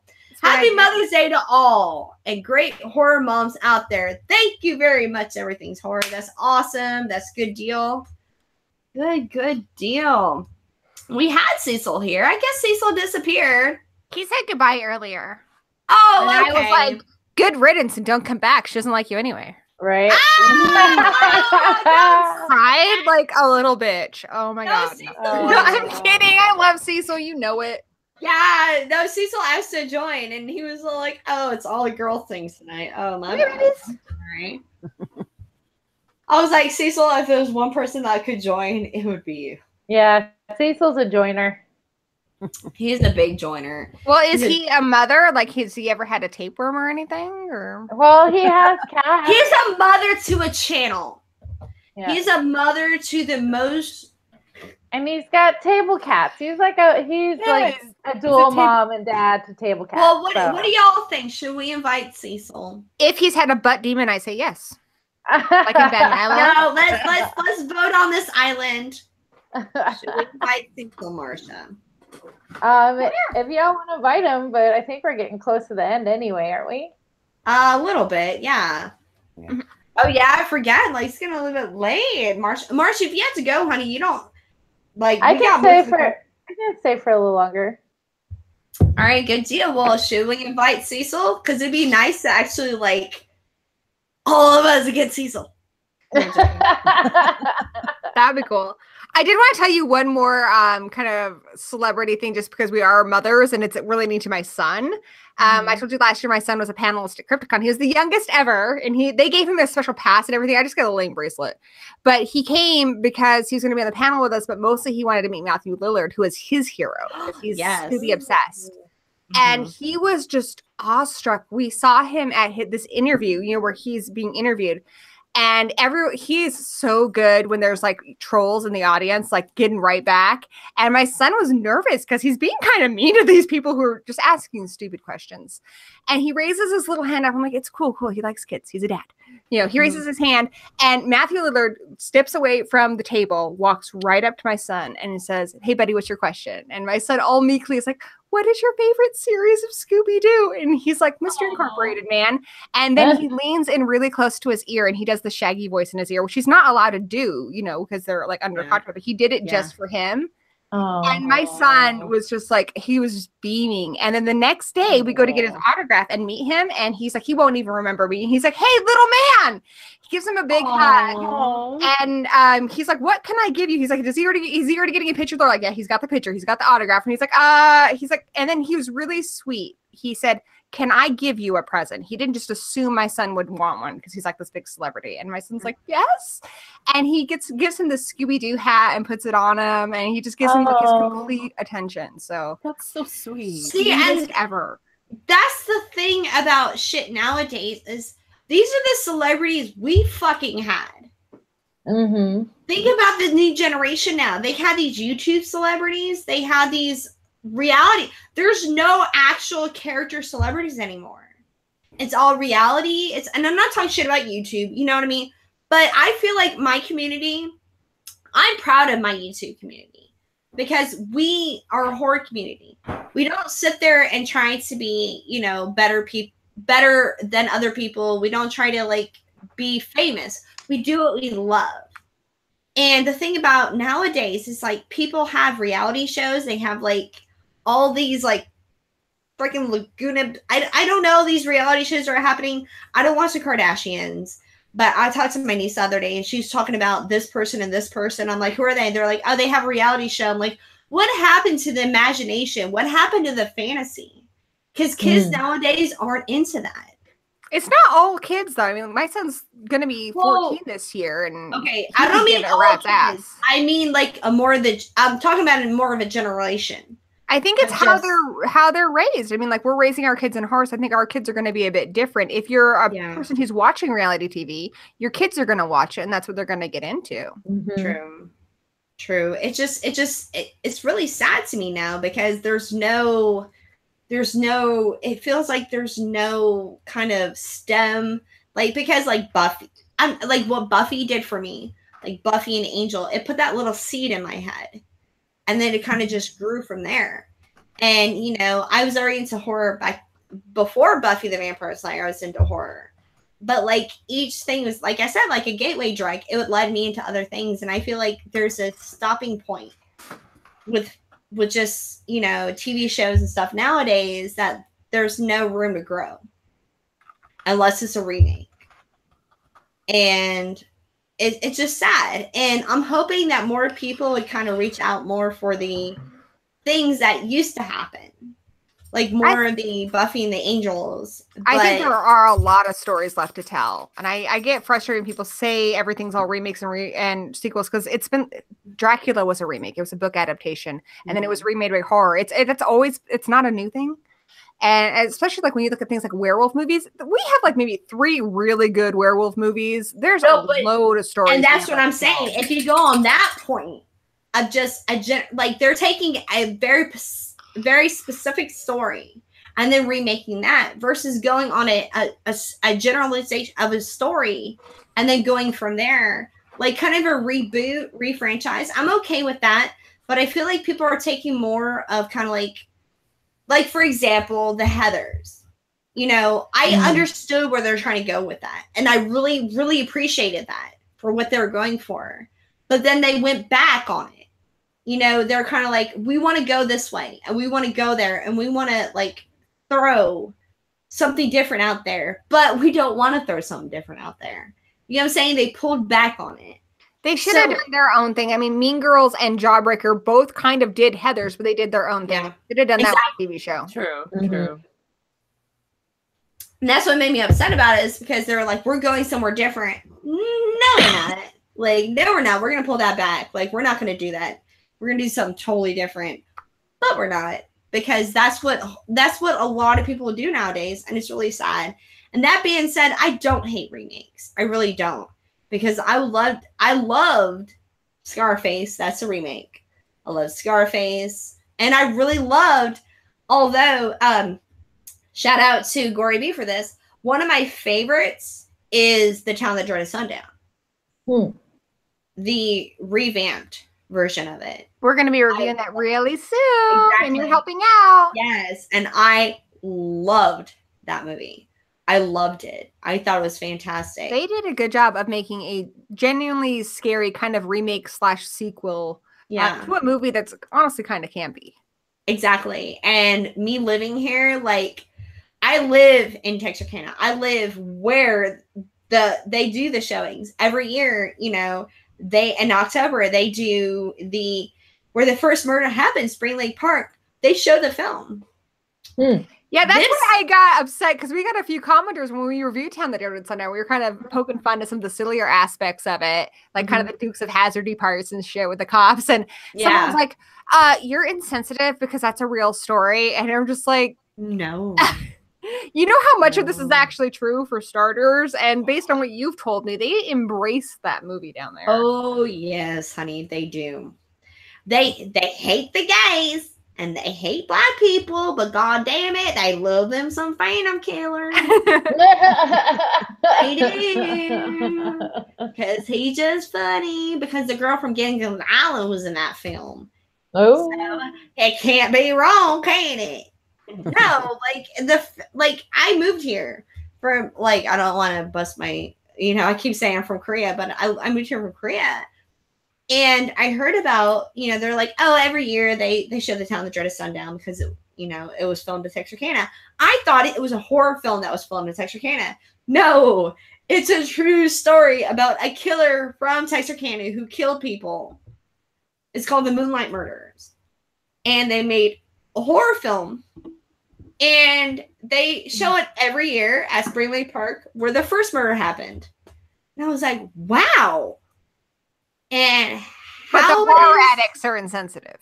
Yeah, but how is Dave and Greg ruining, like, Texarkana by getting married when you guys are sitting here going, yeah, well, he killed them, but he's bringing back the people to Texarkana. It's kind of like in the real story of the Texarkana, the murders, the gal who was killed with the trumpet. Her brother sued the film because he was offended, and it wasn't because of how she died or anything. It's because they depicted her as a floozy. It's like, I don't get the South. I don't know. Yeah, they are pretty crazy up here. And there's actually a documentary right now. And actually, one of the people on the documentary was somebody who was a contributor on my channel in the beginning, but then quit. I guess I'm not going to go in, but he quit because his girlfriend made him quit my channel because she had another channel and it was conflicting. She was not really happy about it. But anyways, so he's in the documentary and he talks about it. It's called Killer Legends and it's on Netflix. Oh, I have seen that. Yes. And they talk about, there's a guy on there who was on my channel for a while and he does an interview. And actually one of the interviews they did was like down the street from my parents' house. And this is something for y'all that's really hilarious. I was living in Shreveport. Okay. And right across the street from the house I was renting, I worked as a bartender at one of the clubs. And one day I woke up and I was on my way. I was going to drive to Texarkana to visit my parents. And before I drove down to Texarkana to visit my parents, I was trying to drive out of my house. Well, my whole road was blocked off. Okay, my whole road was blocked off. And I was like, what's going on? They're like, they're filming a movie. I was like, they film movies here all the time. I still need to leave. Like, they filmed True Blood. They filmed The Mist. They filmed everything down in Shreveport. I was like, I gotta go. So we need to like move. They actually filmed something. the Shreveport scenes in True Blood in Shreveport. That's cool. Yeah, they did. They actually filmed the beginning credits scene in Shreveport too. Nice. That's Yeah, cool. the little gas station is actually in Shreveport too. So yeah, so we're leaving them. They're like, we're filming a film and blah blah blah. And I was like, okay. Well, one of my friends worked at us at Extra, and she was like, they're filming The Town That Dreaded Sundown. I was like, oh. She goes, yeah, they're filming the remake across the street from the house that I lived at. The whole room scene where they're talking, the mayor is talking to everybody and stuff, basically the courtroom scene. And I was like, oh, really? Well, it finally took me a while to get out of my house. I finally made it out. They shut down production, so I made it out.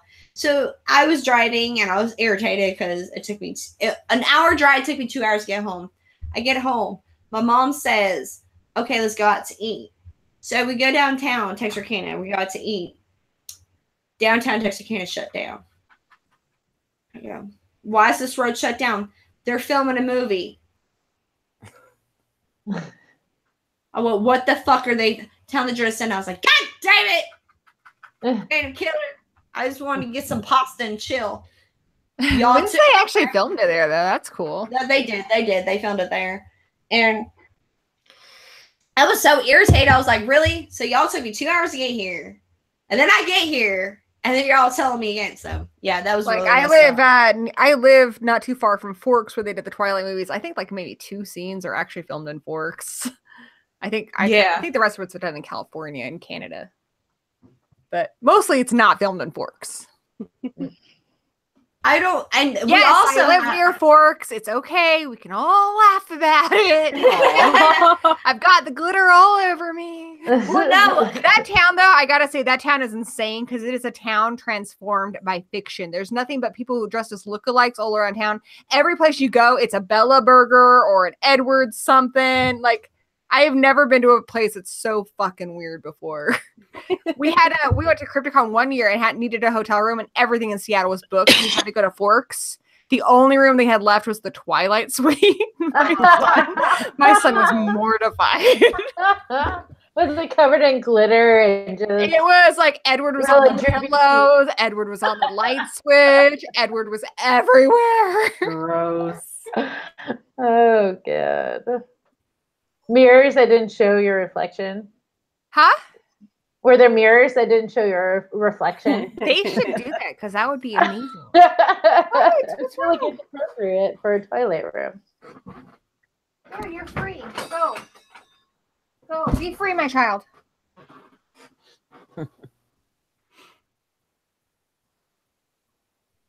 Oh, we lost. Who'd we lose? Is she there? Maybe she got up to run and check something. She's so scared. It was all the Twilight. He's like, Twilight, no. I also live, in Seattle, it's where they filmed The Ring. They actually did film that there. And they haven't filmed a whole lot where I live in the middle of nowhere. I live in Wenatchee. But they did film parts of Surviving the Game here. Nice. So that's it. I have a very good lightning question round I want to play with y'all real quick. Okay.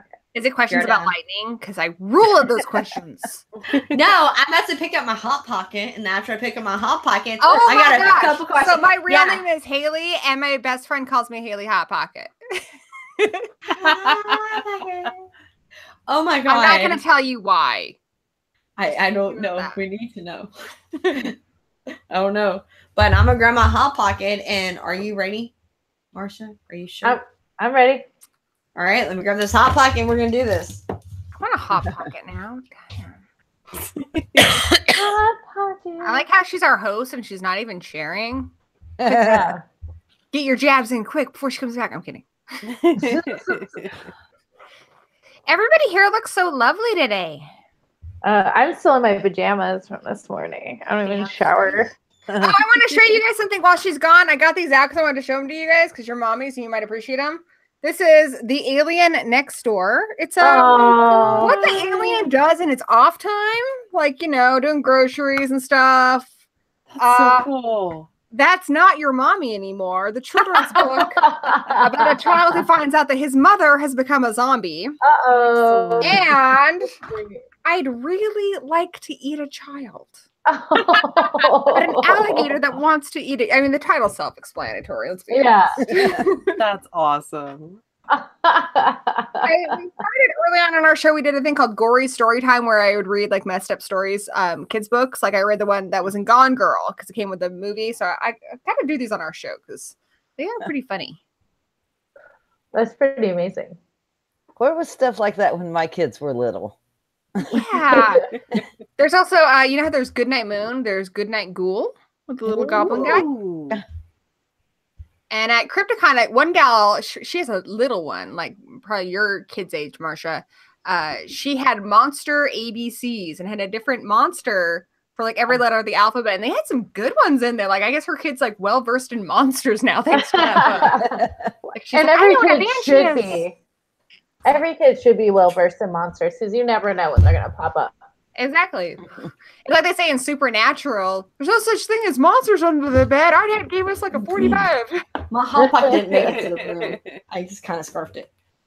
It's kind of half burnt, so the only part that was actually eatable, I just ate it. So I burnt it. You didn't want to eat the hot pocket in front of us? No, what it is, I burnt half of it. So you're embarrassed about your ability to cook a hot pocket? Yes, I am. It's okay. No, nobody can cook a hot pocket. I know, it's either not done or burnt. I'm really shitty at microwaving stuff. I remember once I had to get ready really fast for a date and my underwear was not clean. So I washed it in the sink and then I popped it in the microwave. I was going to put it in for 10 seconds to dry it, but I put it in for 10 minutes. Oh my God. And the damn thing blew up and then the guy showed up and I'm just like, you probably don't want to go out now. But he did. And it was done. So guys, I got a question for you. All right, here it goes. This is a question I always ask people on Google Hangouts, but I have new people now, so I want to ask the same question I asked everybody. If you had to pick one film, and I want to start with Marsha because I'm curious what she had to say. If you had to pick one film to be remade, what would it be? Ooh. Remade? Oh, that's hard. I don't like movies remade, but I like them in the beginning. Come back to me. See Birds remade. You want to see what remade? Birds. That's good. I would like to see Birds remade, but not Birdemic. like an actual like remake of the Birds. I thought would be pretty interesting. I know Gory has something to say. What do you think, Gory? I think it'd be great. One of the ones I would like to see remade would be The Bad Seed, one of my favorite movies of all time, and I would love to see it with some, like remade but with some gore in it. And I'm not opposed to remakes. I was really bummed that the Dark Universe sucked so much that they kind of went more of an action route because I do think I'd like to see the Universal monsters come back and be reintroduced to a new generation. And you know what? I don't know. I'm gonna go look at my list. There's a lot more on there. I'm gonna tell you what I felt about the Dark Universe. But I'm gonna tell you, like, I felt like The Mummy. Y'all wait for this. I felt like The Mummy. I have a whole video that I filmed on this, but I didn't post it because I was very drunk when I made it. But I felt like The Mummy with Tom Cruise was like a bad date. Okay, so wait for it. So like, you're going here and you're just like, you know what? I'm going through, we'll just say I'm going through like a dating app and I see this guy and I'm just like, I don't know. He looks like a guy I used to date back in the day, but I don't know. I'm going to try it out. And then he shows up and he's just like, hey, hi, I'm the guy you're going on a date with. Are you into it? I'm like, okay, fine. And he goes, yeah, my name's Tom Cruise. I'm like, okay, Tom Cruise. He goes, where do you want to go eat? I was like, I would like Italian. He goes, Asian it is.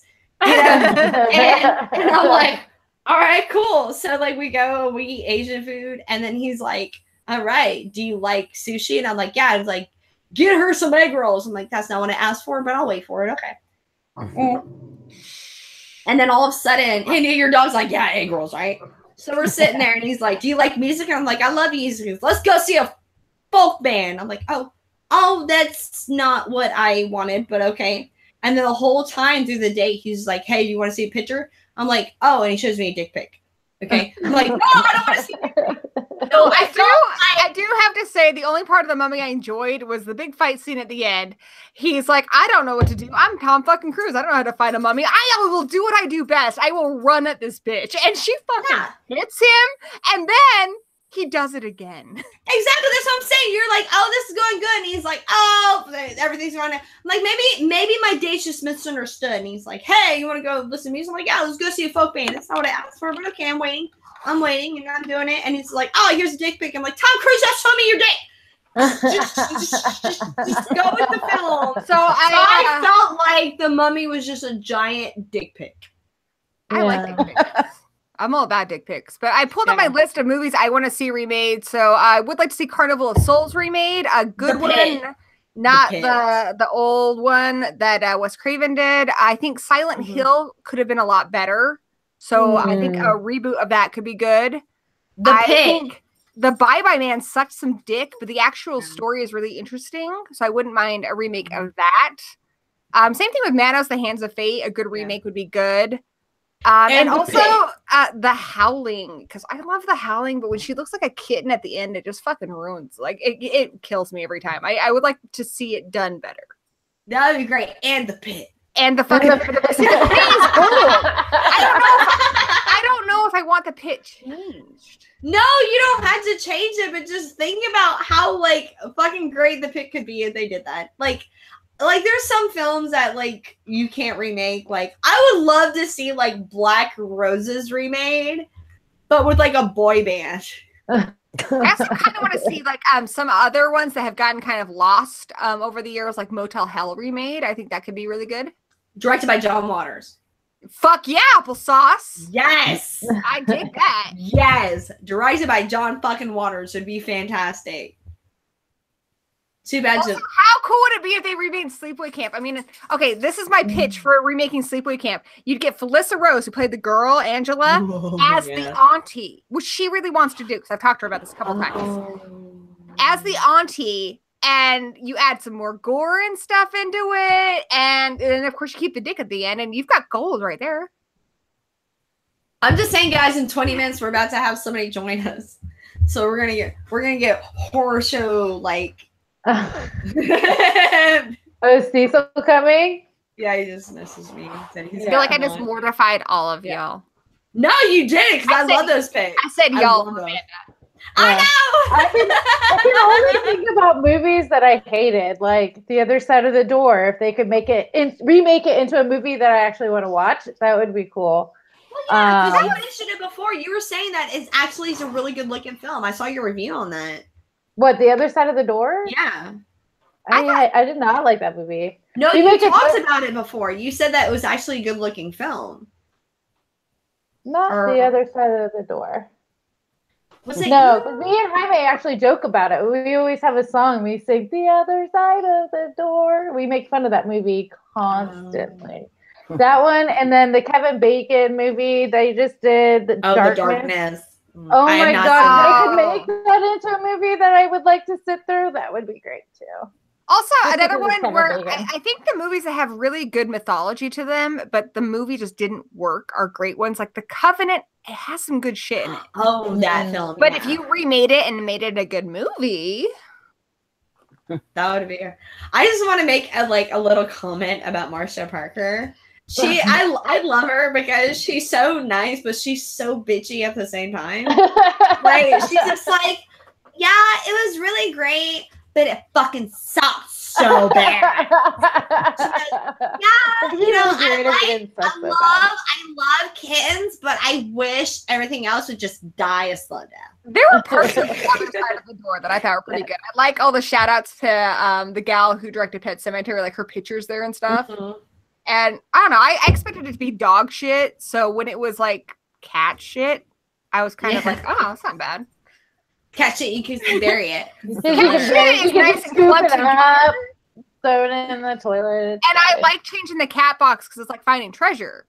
So it's a step up from dog shit that I have to pick up and it's all wet and crap, but I don't want to leave it like it's dry because that's a dick move. Because you gotta let it sit there. Yeah. We're all y'all know we all have cats here because we're commenting on Twitter. Oh my goodness. Okay, so Ray, if you had to pick one film to be remade, honey, what would it be? Reanimator starring her as the Reanimator. There you go. That would be a terrible movie. I'd just be like super awkward the whole time. Just have you seen the movie? Herbert West is super awkward. By the way, I have to make a comment. Have you seen the Herbert West Italian film? Yeah, Brian sent me the trailer and I watched it, and then I was very confused. Well, you were when I first told you about it, you were like, "No, Amanda, no, you're sacrilegious. You're a blasphemous." Blaspheme.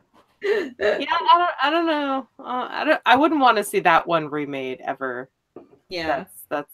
I just see like Ray Animator. They're just in there. Let's bring it back. She goes, "Let's not." How about not? I can just see her. How about we pick something else? Yes, she goes, "Let's bring back my burnt fucking Hot Pocket." And then credits. Like I just see them saying there, like, "Let's bring it back to life." And I guess they're also always making these crazy musicals of horror movies. Like I've always wanted to see the Carrie one. I would love it if they'd make like a movie musical of it, so I could experience it too. Yeah, for real. Well, yeah. No, Riverdale was doing that. Remember? I haven't seen that yet, but I don't know. I might check it out.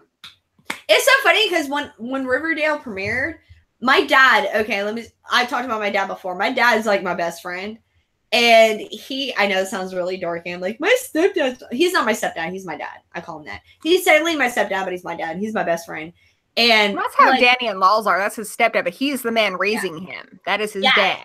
Exactly. And like, it's so funny because when we go out in public, it's really funny. This is the story.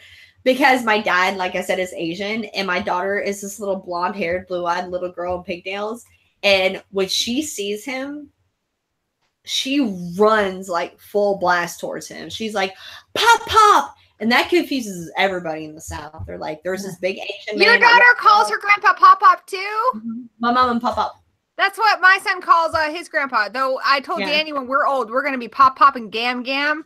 Yeah. It's so fucking hilarious when I die and my grandkids have to like request the day off to go to Gam Gam's funeral. It's so funny. It's going to be like horrible bosses. It's going to be amazing.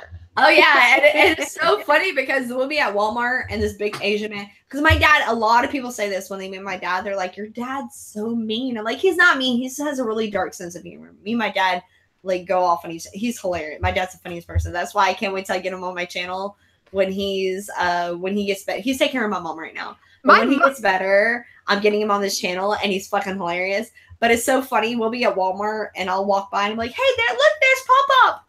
And this little blonde-haired 2-year-old goes, "Bah, bah!" And starts running. People are like, "Oh, she's about to tackle that poor Asian man." Oh, my mom has been on our show, but I don't think a lot of people have seen her. She actually dresses as a mummy because she's my mummy. Oh, so I want to review all the mummy movies with her. But my mom's great. Awesome.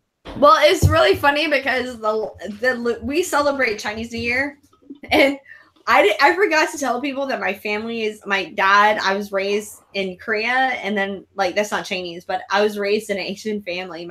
My father is Chinese, and it's so funny because I sounded like such a pretentious white person on my channel because I was like, "Hey guys, it's Chinese New Year today, so happy Chinese New Year," and they're just like, "Oh."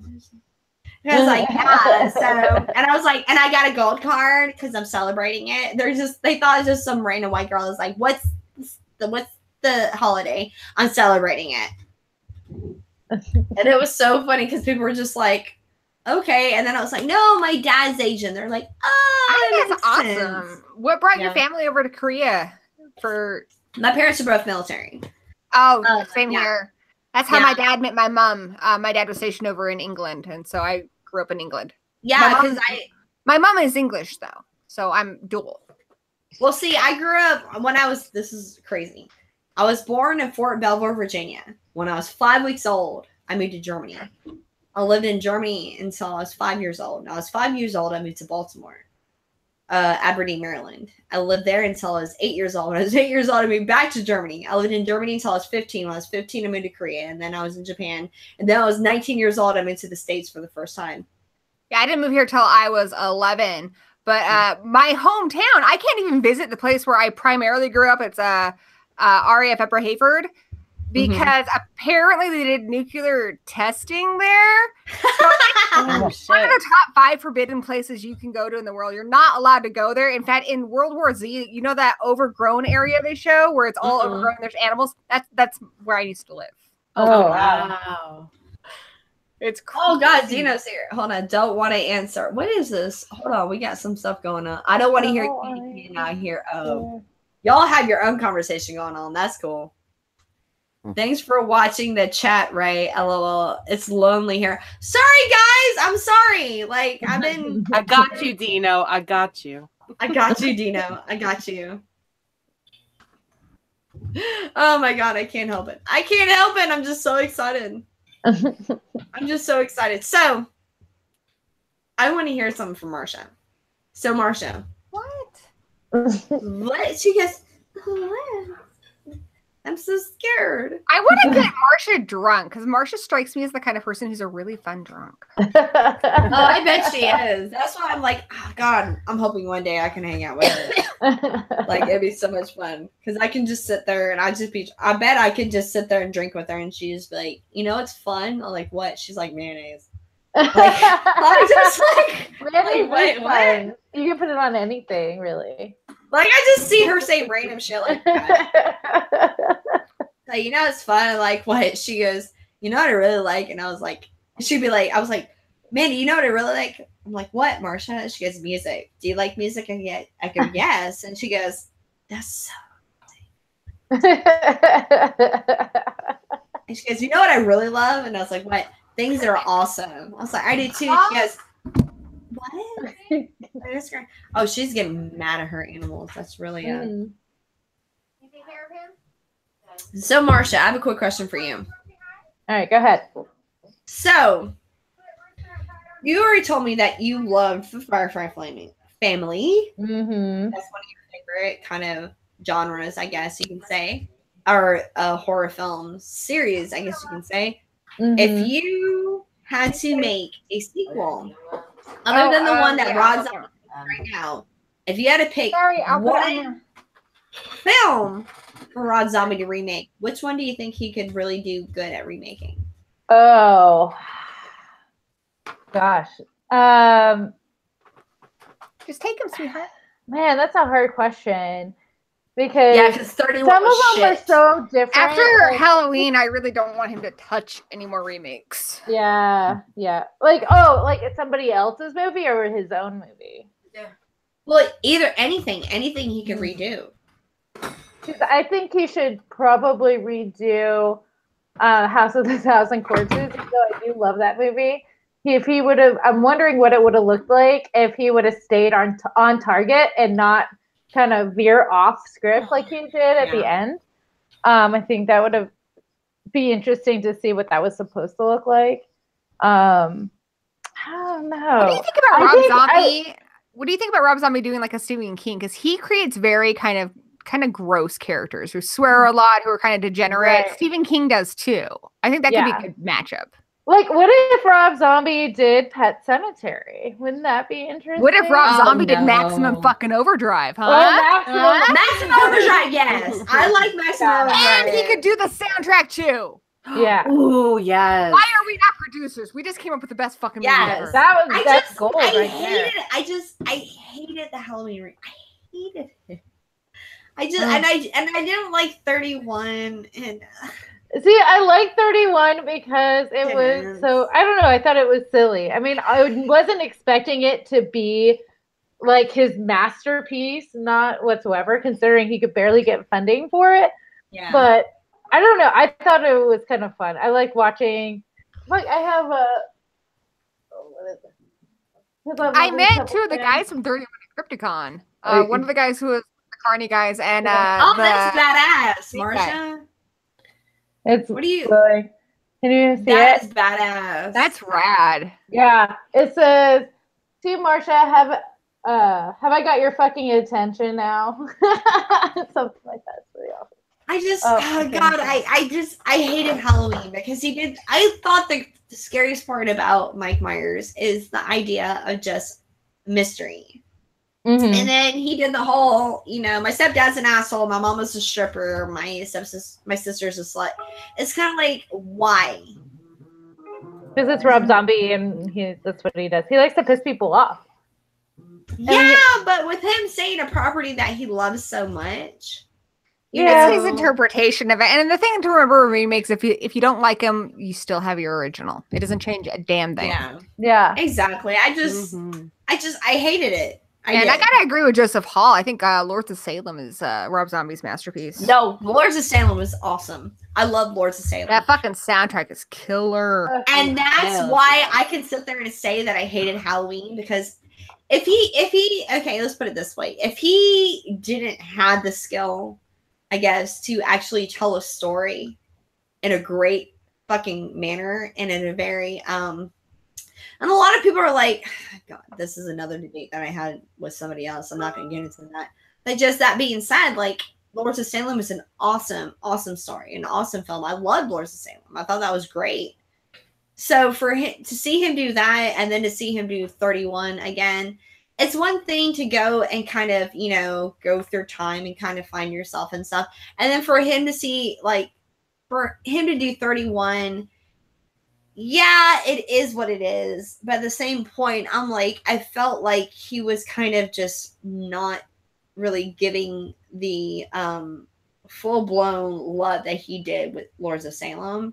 No, like he definitely didn't. He even had his, like a whole commentary about it afterwards. That he said that he was pretty much frustrated the fact that he spent years trying to get one movie made and nobody would fund it. So he said, okay, fuck y'all, here's 31. And he pretty much just said, I'll give you what you want to see, and this is 31, which is just kind of a mashup of everything he's already done. And he did it on purpose. So okay, well then that makes really sense. Pissed off about I still found it really like, enjoyable. Yeah, same. I guess no, but I do own it on Blu-ray. Don't get me wrong, I own it. I do find it kind of annoying that he put Sherry Mizami, his wife, in everything, particularly in the beginning, because I don't think she started off as the strongest actress, but she killed in 31. She was awesome in that. Yeah. I love her. I don't care. I love her.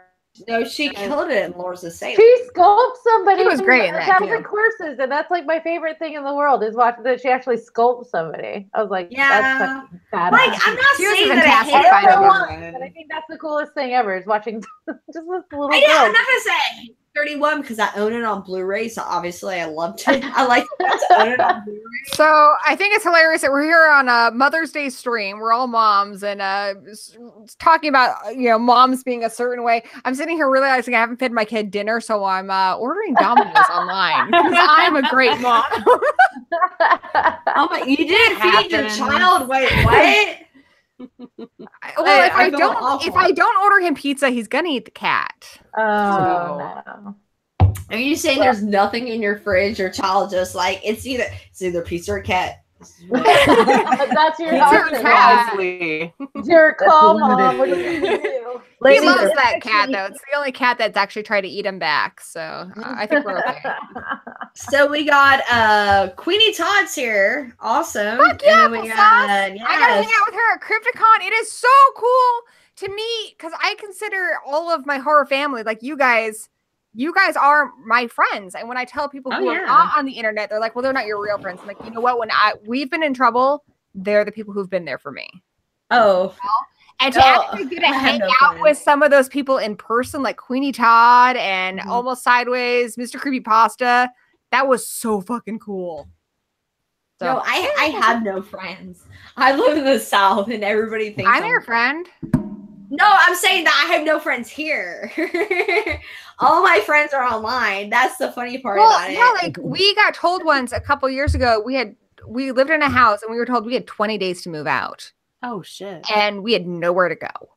And so we had to stay at my father-in-law's for a little bit, but we were screwed. And our YouTube family helped us raise money to where we were able to move into a new place because it was November.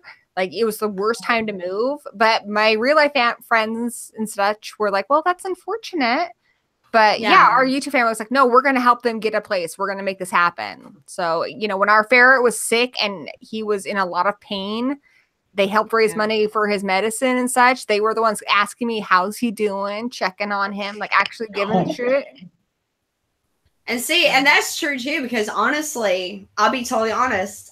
Whenever the issue happened with my daughter, like I don't want to get into it, but we thought it was gonna be more serious than it was. Like Ray, everybody's like, how's your daughter doing? Like, but my friends every day, the only person that really like checked up on me was my best friend, Elena, who you guys seen in my videos before. But she was like, is everything okay? And my parents, but all my other friends on Facebook were just like, oh, whatever. But like, yeah, my mom and my brother are fantastic, but a lot of my other friends, they just, I don't know, like it's like Casey, friends with her, homicidal homemaker. She's told me before that a lot of the people in her life who were supposed to be supportive kind of tear her down a bit. They like kind of diminish homicidal homemaker, like it's just some silly YouTube thing, and that's her heart, that's her soul, and it's like almost like they're jealous or something. I don't know. Well, yeah, and because it took me a while to start this channel, but actually, now I don't want to tune into it more. But what really kind of like, you know, kind of influenced me was the horror show, because I had a YouTube channel years ago and it disappeared because I moved and stuff, and I'll just let it go. And then I moved back to Texarkana and I tried to start doing it, and every time I try to do something, you know, I would start filming and then somebody would just not show up. And then I would have to delete a video because somebody was in the video, and they would come back and be like, listen, I don't want to be posted on your channel. So I would have to delete a video that I filmed all day. And then people would show up to my house drunk, you know, and I felt so like, it just like everything that was happening with my channel kept happening. And then I kept like trusting people, and then other things happened. And then recently something else happened that was very traumatic. You know, I trusted a friend. They used my car. They messed my car up. And it was just things that kept happening. And I felt so down on my luck. And the only people that really supported me were the people online, my friends that I made through the channel, you know? And so it was very uplifting, I guess the best way to put it, you know? And so like what I'm getting at with that is that you guys are awesome. And thank you guys for sticking by me. Everybody going. I'm going to stop being awesome. It is 1:30 in the morning where I am. Oh, Jesus Christ. Okay. So I got to go. All right, Jenny. Thanks so much for meet you, Jenny. Bye, Jenny. Bye, Jenny. Wonderful time, lady. Bye. I look forward to doing it again. Yeah, it'd be awesome. Thank you. I'll watch the rest tomorrow when I get off work, so be entertained. Oh, yes. Wow, I don't understand why it's so early. Yeah, exactly. It's so early where we are that it's like so late everywhere else. I feel awful. But yes, thank you, Jenny. Thank you so much. Yes. Bye, guys. Bye. I got a message saying that Cecil was going to join. I know, Marcia, I mean, I would love for you to stay, but if you have to go, I do understand. I know. Yeah. I'm childless. I think we can tell who her favorite member of the horror show is. Well, I'm fucking with you, Amanda. Cecil's coming, so bye, Marshall. See you later.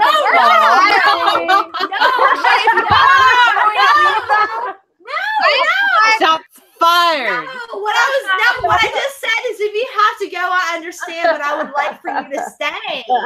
No, because like I don't want you to feel like you have to. No, stay. Please stay. I thought I finally got to hang out with Marcia because I see her on horror show. I know, and I never get to hang out with her either. Fuego and Cecil, but I think I've tried like 4 times to get Marcia on Ghouls Night Out, but she's always busy. I know, and that's why, no, honey, no, stay. I want you to stay. I feel like kind of like I'm keeping you because you're such a busy person. Every time I ask you to join, you're like, I'm busy. So you're trying to say that you think Ray and I like have a lot of time on our hands? You girls are fantastic. I am seriously, Amanda, just fucking with you because it's funny. And I think you can make it. No, I know that. That's why I just said I fucking it. No, because these two, because I'm sucking Marcia's dick right now because I've never had her on my channel. I know Gory, and I know Ray, so I don't have to suck their dicks because they're already. You could still suck my dick. If you wanted to be a good friend, you gotta work the shaft. Yeah, I've been married to them.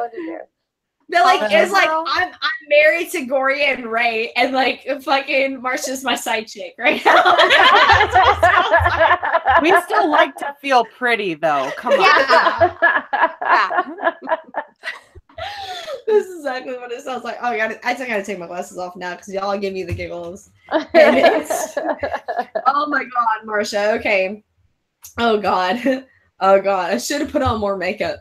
Like, oh god, I'm laughing so hard. This shit's hilarious. So, am I the only one drinking? Why am I the only one always drinking? I was drinking. I had this weird pineapple beer, but I finished it. My beer is empty, and I think my manservant went to bed. So, Boo. yeah. Your what went to bed? Your bartender?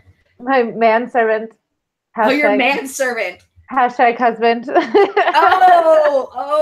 Oh, your That reminds manservant. me. Lols! Have you did you eat the cat yet? Where is that kid? This isn't the cat. It's kind of like that movie, Where is Castle the cat? Well, Marcia, we'll excuse you for a minute if you want one more beer before you go night night. Let me get let me Why? let me go get something to drink. I'll be right back. All right. Lols! Oh my god. I'm ordering a pizza to feed you. So don't touch the cat.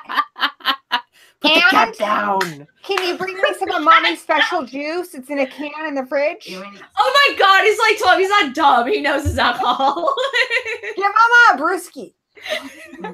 You want me to give you your sleepy juice? Yeah, give me my sleepy juice. Thanks, Oh my buddy. God, I love him. I love him so much.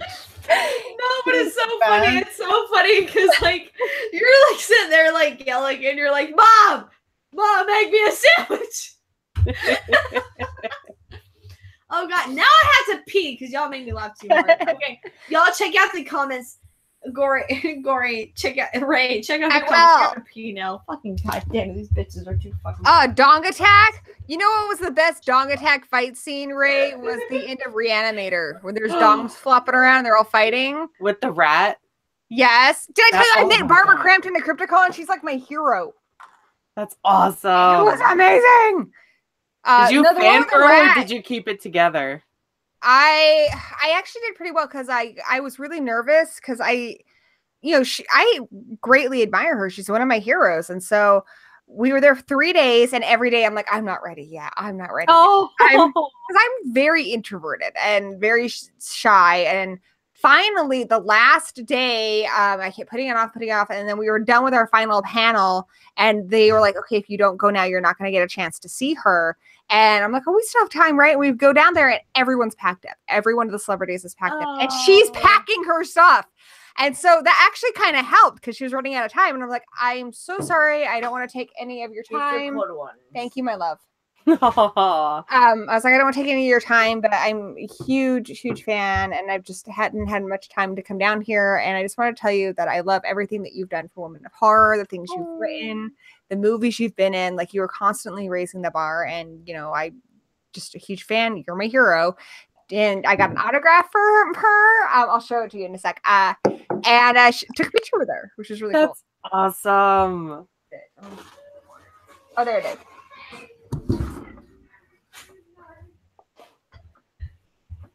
How'd it go, Corona? Unfortunately, Jeffrey Combs was there too, and I didn't get a chance to meet him, but I did see him there. Oh my God, Ray! Okay, so you gotta hear this story. First, here's my autograph of Barbara Crampton. Oh my God, that's awesome. For my birthday this year, normally, like I said, it's usually like I'm one of the guys, and I rough it, and I sleep on the floor. And this year, my birthday is next week. I was like, for my birthday, can we get a room in the hotel where the venue is? Can we like do some date stuff since it's just the two of us? That's all I want for my birthday. Can I just be a girl this year? Yeah. Because come on, even my house, I have a son, a husband, my pets are all dudes. I'm always one of the dudes. Oh, believe me, I hear you 100%. Yeah. It's just So me and the cat are girls. He takes me out to dinner the first night, and it was really nice. It's the restaurant inside the hotel. Well, all of a sudden, guess who sits at the table right next to us? Barbara Crampton and Kelly Maroney. Oh, Yeah, shit. 2 gals from Shopping Mall. And they're talking. And then in front of us is Justin Kirsten from Sleepaway Camp. to the other side of us is 2 of the guys from 31. And I'm like, Oh I my don't know where to look without looking like I'm freaking out. And we can hear everything Barbara Crampton and Kelly Maroney are saying. They're talking, and I'm trying not to eavesdrop, but I'm kind of eavesdropping. And the best part was they're like, should we call Jeff and invite him down? So like, that's my husband and I's new thing when things are just too awesome for words. We're like, should we call Jeff? Like, how casual they said it, because they're talking about Jeffrey Combs. I'm like, freaking out. And as soon as they left, we went into the hallway, and I was just like squeeing and fangirling out. Like, I bottled it up. It was amazing. Aww. I just saw Spear Fingers. I just walked into Spear Fingers. Just like, and I was telling them we had dinner, and Barbara Crampton was like at the table right next to us, and how I met her at Crypticon and stuff. So it was really cool. Here's the autograph. It says, that's Rufus. That is pretty awesome. That's so dope. That's awesome. I just posted pictures on my Facebook. You guys are all on there, I think, of all our Crypticon adventures. So that was cool. Adventures. Like, I actually thought about like doing like a travel series of because there's going to be a month where my daughter's going to be staying with her father, and I was like, well, I've been sitting at home by myself for a full month. I'm thinking about doing a traveling month. Oh, do it. That sounds like fun. Yeah, because like he was like, you know, when he comes back, I was like, you know, that would be kind of, because other than sitting at home and missing my daughter, because you know how that is. You're like, it's so funny when they first get picked up. Like if you are in a family where they're, you know, you're separated from their birth father, when they first get picked up, you're like, yeah, exactly. And an hour later, I'm like, I miss my son. Exactly. Like I'll hold that crew time, I'm having a blast, and then be like, I miss my son. Yeah, exactly. My son is my best friend. I love my son. Yeah, and my daughter, she's, oh God. Okay, so we were watching a TV show, and her name is Charlie. My daughter's name's Charlie. Oh, like in Firestarter. Yeah. Her name, we spell it CHARLEIGH. Nice. Charlie. And because her father's Cajun from New Orleans, so we had to put a little Charlie in it.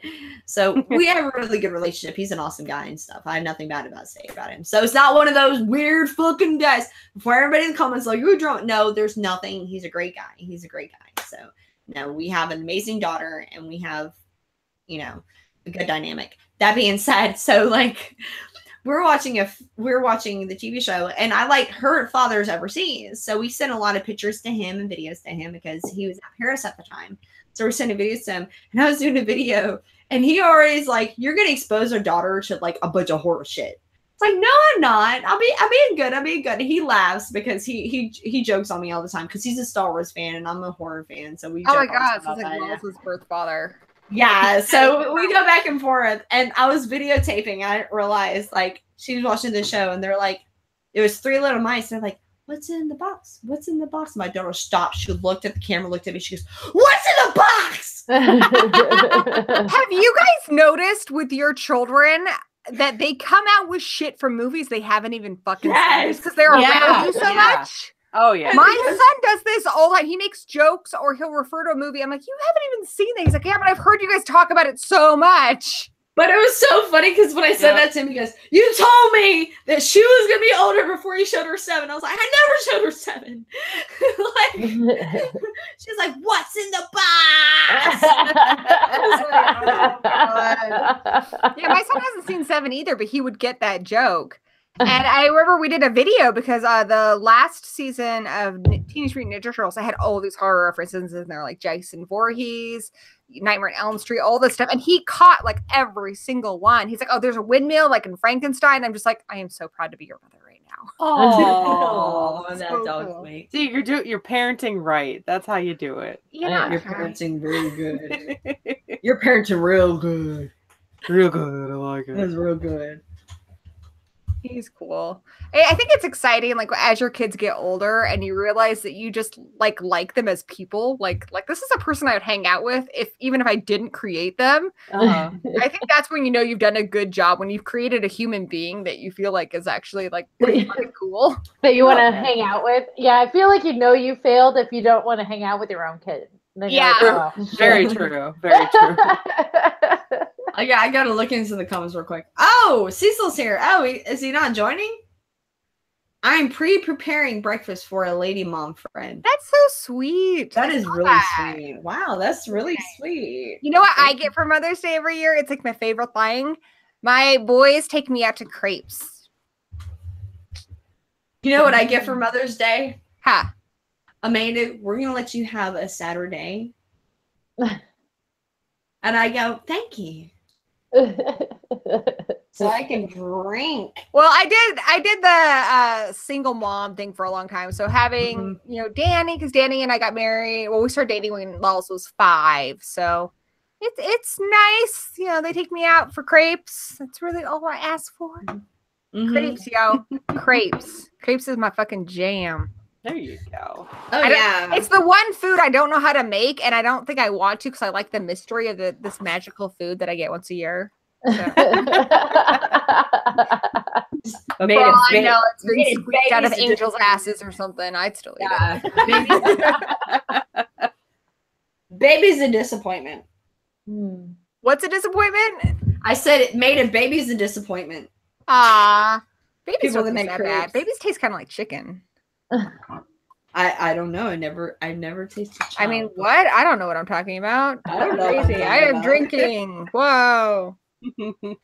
Okay, so I have only gotten shit-faced drunk a couple times, but when I get shit-faced drunk, because I was raised in England, my mom is English, my accent comes out because I worked very hard for my American accent. So it's never happened on a stream though. No, every now and then my southern accent comes out, not because I'm southern, because I live here, and sometimes it comes out. It creeps out. You sound southern to me. Yeah, well, like not all the time though. Right there, you did. Not all the time. Not all the time. Like when I be drinking wine, sometimes it comes out. But like y'all saw me at the beginning of the stream, I was like, "Hello, welcome." I actually realized I don't. Marsha, you're down in Arkansas, is that right? No, we're in Arizona. Arizona, that's right. And where are you from, Ray? Pennsylvania. Sweet. Roll over. And I live in Texarkana. I live in the street across the street to Arkansas, and I'm on the Texas side. Yeah, I think your guys' collabs are really fun. Yeah. Hey, there's Cecil. Oh shit! Here comes Cecil. Hi, Cecil. Hi, Amanda. How y'all doing tonight? Happy Mother's Day to y'all mothers. Bless your Shut up, Cecil. It's not Mother's Day until tomorrow. No, stop. Let me say something real quick. Why is it that I'm sitting here saying my accent doesn't come out very much, and then Susan comes on and goes, "Hi, y'all." You're watching us and because your accent is it's pretty easy to put on there, Amanda. How come Arizona doesn't have an accent? Because we are literally the center of the world. Yeah. It's a melting pot, so everything just melts away. No, I literally have no idea, except I do know that we are the one state that does not change times. We don't move our clocks. We literally just move time zones. So right now we're on California's time zone, and when it changes, we'll be on Mountain Standard Time. But we don't, we're like, fuck it, we're too lazy. We ain't changing our clocks. The thing about where I live, though, is because it's so hot, you can't pronounce certain things. Oh, is that what it is? So, yes, exactly. Because, like, when I first moved here from Korea, I used to say light. And then it got so hot, I was just like, light. Light. Can I just say one thing? The last thing I heard before I jumped on was someone saying that babies taste like chicken. I think that was Gory. And then that was Ray. I think that was pretty sure that was Ray. Someone. Well, no, definitely Ray. I thought I heard something, and then I heard I wouldn't know, and then I was like, oh, please let them follow up with like I wouldn't know. I've never tasted chicken. That was like, oh, that would be gold, but I turned it off before I could hear the answer. So no, I said I never know because I never eaten a child before. Oh, okay, yeah, mine was funnier. Yeah. Apparently, no, it's not because I'm not as creative. I really am not as creative. So, Cecil, thank you for joining us. Thank you for having me. I do indeed feel out of place, so I will happily bow out at any point throughout the stream. No, don't, because we're having a blast. Hey, y'all, I'm drinking pineapple beer. Hey, y'all. Hey, y'all, I'm drinking Hey guys, hold up. Just guess what I'm drinking? Wine. You're drinking Southern Comfort. Close, Gory. Not tonight because I didn't make it to the liquor store because I was. You're drinking Wild Turkey. Because no, I'm drinking wine. But no, I'll be drinking wine. I was gonna be drinking Wild Turkey, but I was driving around the fucking Arklatex all day looking for something for you that I forgot if I was getting Wild Turkey. Oh, no hurry. We see it for a prop because it's going to be like Canadian Jason sent us home a postcard. Yeah, but I got it. No spoilers, guys, but I got it because I got it. One time, Danny got so drunk on Wild Turkey, we were out karaoke. He gets drunk and he turns into like the Hulk.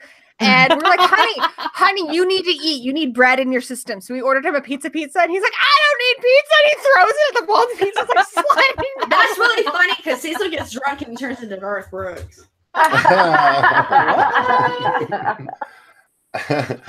Oh man, I wish I was ballsy enough to bust into a song and be like, I don't know what you're talking about. I just don't do that, but I'm not clever enough to come up with anything beyond that. So no. We know you're very clever, Cecil. I wish I was better at improv. Come on, Cecil. I got friends in low places where the whiskey drowns and the beer chases my blues away. And I'll be okay. And I got rules to rest, so I step on down to the oasis. I got and people are tuning in right now and like, what the fuck is this? I would love if the horror show, guys, if you ever came down to Kentucky ever again, I would love to see y'all at the Big Biden Pigs Productions headquarters. Okay. And when we do the filming and stuff, I'll talk to PJ, and then you could do a prompt to karaoke at a Southern bar. I would love to see you go to a Southern bar and just be like fucking hearing nothing but Tammy Wynette and just Garth Brooks. Yeah. I love karaoke. Can you even dress up as the rhinestone cowboy? No, cowboy. No. Black, wearing a black rhinestone. No, Marsha. The only way y'all be invited is if you were Rainbow. Yeah.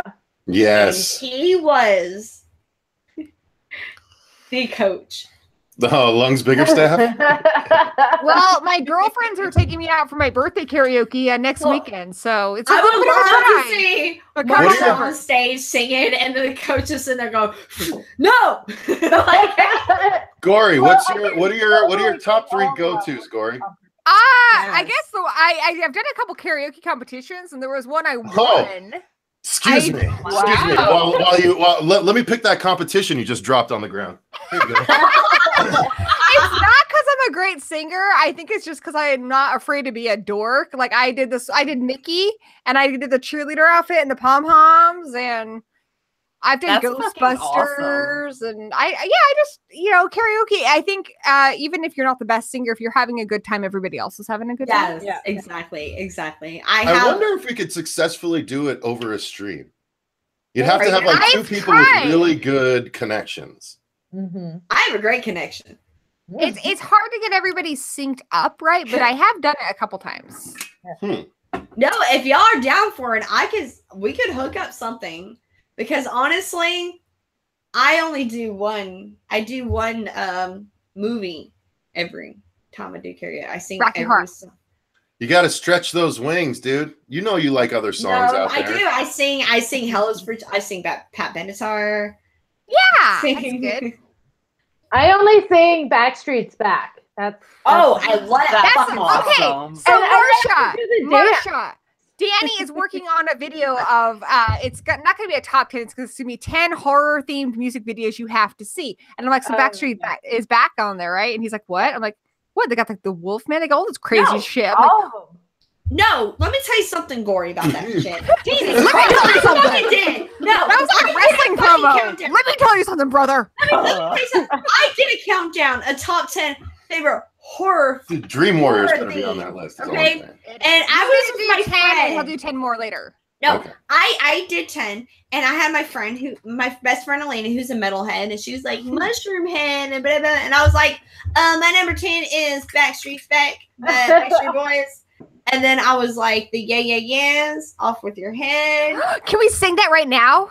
Off with your head, dun dun, just dance, dance, dance till you're dead. And has a roll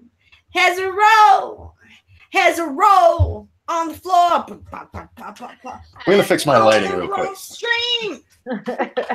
Silver, old, everything. But I think you guys are gonna like the video he's doing, because how we're gonna do it, we have Beavis and Butthead masks. And so we're gonna show parts of the video, and then it's gonna he's gonna do both the voices because he's much better than I am. I'm just gonna wear the mask, but it's gonna be like Beavis and Butthead, where they're kind of commenting on the video, like, yeah, that's cool. So it's gonna be Awesome. I love it. I love he's it. gonna make it an ongoing thing where each one, they're not ranked, they're just 10 awesome horror themed music videos you should check out. Yeah, and there's another one that a lot of people don't know about, and I don't know if anybody's heard about it, but it's called the John Spencer's Blues Explosion, and they did Black Mold, and then they did She Said, two of the great horror, and like a lot of people talk about Heads Will Roll by the Yeah, but another one that I think is really creepy is Y Control by the Yeah, and if you guys remember, She Wants Revenge. I love She Wants Revenge. Hey, Gory, is it songs or videos? Videos. Oh, Videos. Because, man, Offspring's Beheaded is one of the awesomest horror songs you can find. Well, and we also did the actually Ramones too. We want to do more music on our show. Well, I did Ramones, Pet Cemetery. Yeah, I And love that then, one. Yeah, Pet Cemetery by the Ramones, Feed My Frankenstein, Alice Cooper.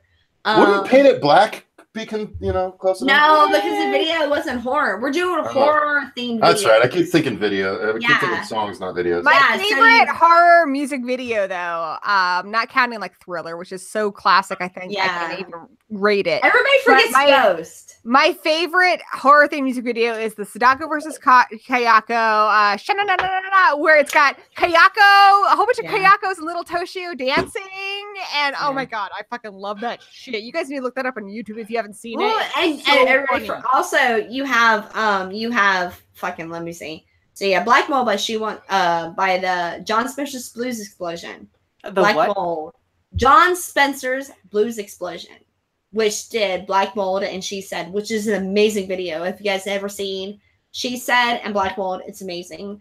And then you also have, like I said, you have Alice Cooper, Female Frankenstein, and then Pet Cemetery, and then you have, of course, Dead by Street Back, and then Y Control by the Yeah Yeahs, Heads Will Roll by the Yeah Yeahs, and there's another one that I brought up that a lot of people haven't seen, and it's actually a German group called Tic Tac Toe. And that was my childhood growing up, and it's fucking ridiculous. It's so fucking And there are a lot of great horror themed music videos that are not to horror songs. There's a song by one of my favorite bands, My Chemical Romance. It's called This Mirror Isn't Big Enough for the Two of Us. It's not a horror song in itself, but the video is basically Audition. It's amazing. Yeah. So we're going to highlight a bunch of those. I think it's going to be really fun. It'll be a little different than some of the stuff we've done. Yeah, How has no one brought up Scream, the George Romero Misfits video? Yes. That was Like, everybody forgets the unknown Michael Jackson song called Ghost. I haven't seen that one, but I do remember his Scream music video that was like a haunted house. No, that was Ghost. No, Scream was with Janet. No, Scream Oh yeah, was no, Janet you're right. Jackson. You're right. You're right. I have seen that. Yeah, I have. I remember when that premiered. It was like a big deal. Yeah, it was. I really liked it. Like, I really liked it because It's a Michael kitty Jackson cat. played 3 characters. It's Kitty. Oh God, look at the kitty. Have you noticed all my pets are orange? We have a lot of orange in this house. Is that on accident? You got Whoa. pets to match your decor? I love orange cats, and my friend had a litter, and I said, "Can I borrow this kitten for the weekend?" And then Lulz and I won Danny over eventually. We're like, "Can we keep the kitten? Can we keep it?" But Brocky, I needed a dog that was wire-haired because I'm allergic, and it just so happened that somebody at his work needed to rehome a dog because they had too many dogs, and Brocky was perfect fit for our family. And then a couple weeks ago, the same people, they had Brocky and his brothers were abandoned in a box on the side of the road. And they adopted him from people who found him. And recently, his brother, the people who'd been raising him weren't able to home him anymore because the apartment they're going to doesn't take pets. So they asked if we would adopt him. So that's his birth brother from his original litter. So they're reunited. Brocky and Brewster. Reunited. No, Feels so good. Cecil, I named him Brewster because you're so cool, Brewster from Fright Night. Yeah. Oh, No, when you sent me that, I was like, "You're so cool, Brewster." No, but everybody's asking me. It was Ghost was actually written by it was co-written by Stephen King actually, which is kind of the weird thing. I didn't know that. What song? Ghost. He's in a band. Stephen King is in a band with like Dave Barry and a whole bunch of other guys. And it was actually directed by Stan Winston. You know who else is in a band that a lot of people don't know is Adam Green is in a band called Haddonfield.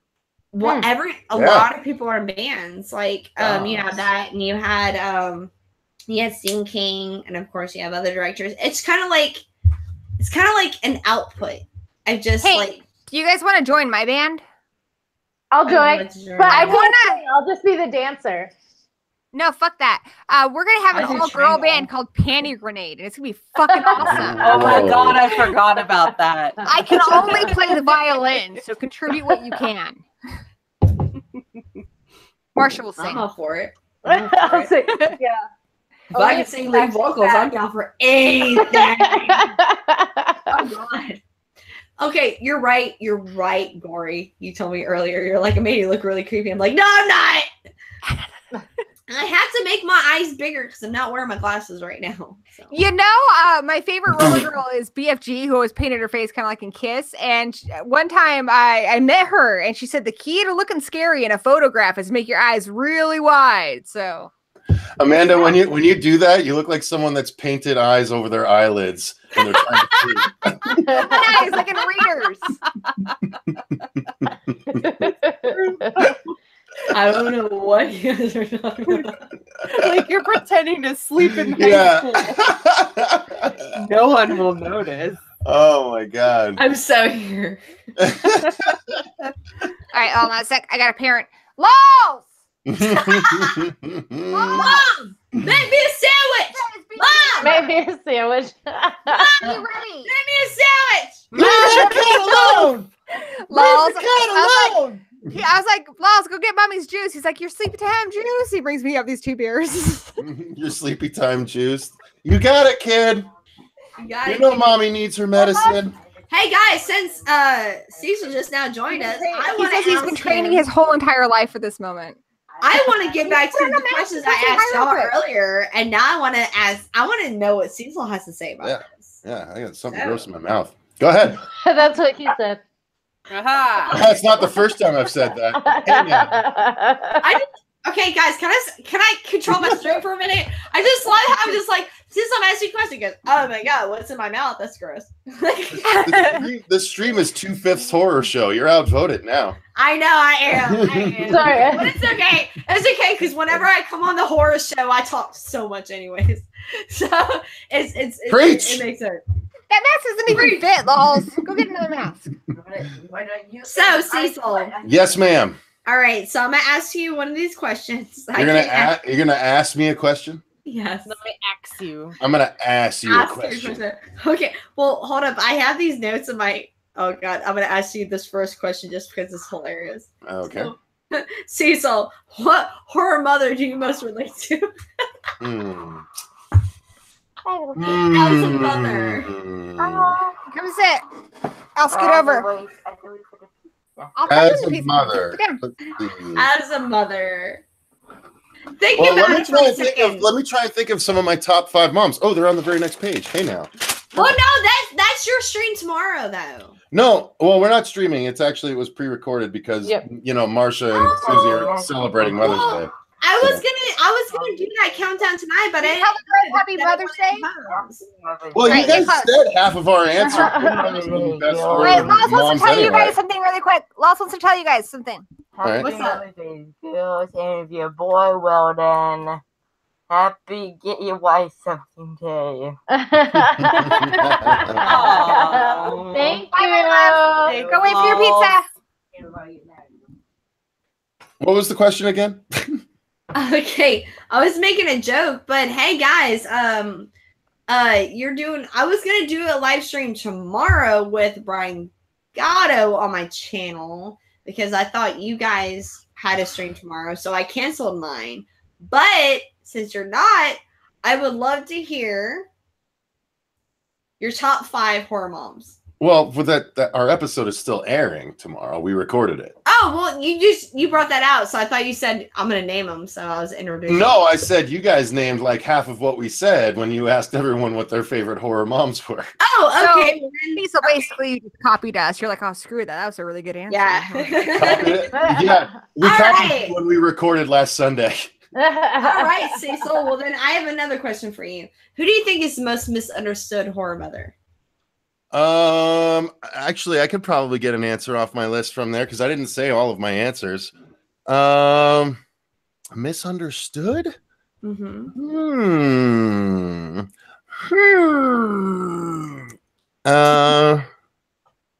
Let's go with well, I threw it out in the comments, so I'll say the most misunderstood mom is the alien queen from Aliens. Yeah. Yes.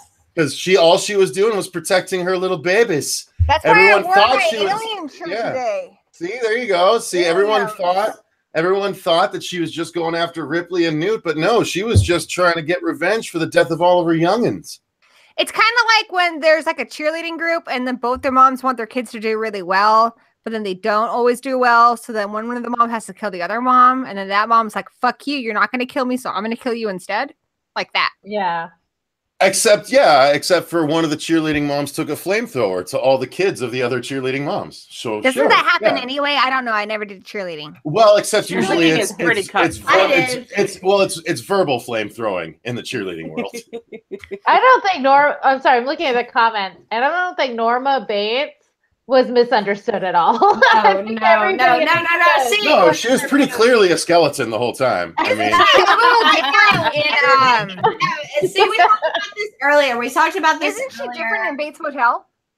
We talked about this earlier. I was like, when I asked everybody about, the mom for Serial Mom, we already got there. The bearded slasher. We already said this, Beverly for Serial Mom.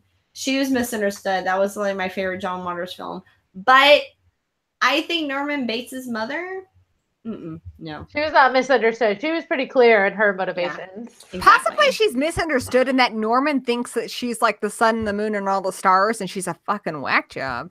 Yeah. Well, I was just really happy that nobody mentioned Norman Bates' mother when I asked about which mother you identified with. Would you say that Julianne Moore in the Carrie remake would be a misunderstood mother? No. Fantastic performance, still a whack job. Well, okay. Yeah, that's true. All right, fair enough. What about okay, and this is okay, no. Okay, guys, I'm being facetious when I say these things. But Rebecca De Mornay in The Hand That Rocks the Cradle was a misunderstood mother. Fuck no, you don't go breastfeeding someone else's baby. No, she wasn't a mother. She just really wanted a baby. Look, she wasn't a mother. She lost her baby. She didn't lose her baby. In the age she's outnumbered. In the age in which I can say that I am a woman if I want to, I can also say I am a mom if I want to, and I can say I don't even know what point I'm making. Can you just do that sound again? That's a wait a minute. Just mom voice stuff, and we all got quiet. No, wait. I made that sound earlier, and everybody was like, "Amanda, you just needed your whole stream that way." No, that was the no. That's because we know you can take it. Cecil would probably go like cry in his bed and be like, "Nobody likes me." I would not. No, y'all. Did he leave? Where's Cecil? Cecil, okay. I'm sorry, I'm mean. I'm a mean person. I'm mean. I want to say, no, Gory, I'm mean. I want to say in Cecil's defense that she did lose her own baby, so she wanted to have her own, so she was going to steal another baby. And I guess some women can overlook that. Like, there are women who lost their babies and trying to fill that void. And I can see where that's misunderstood. Most people just say you're crazy and you shouldn't do those things.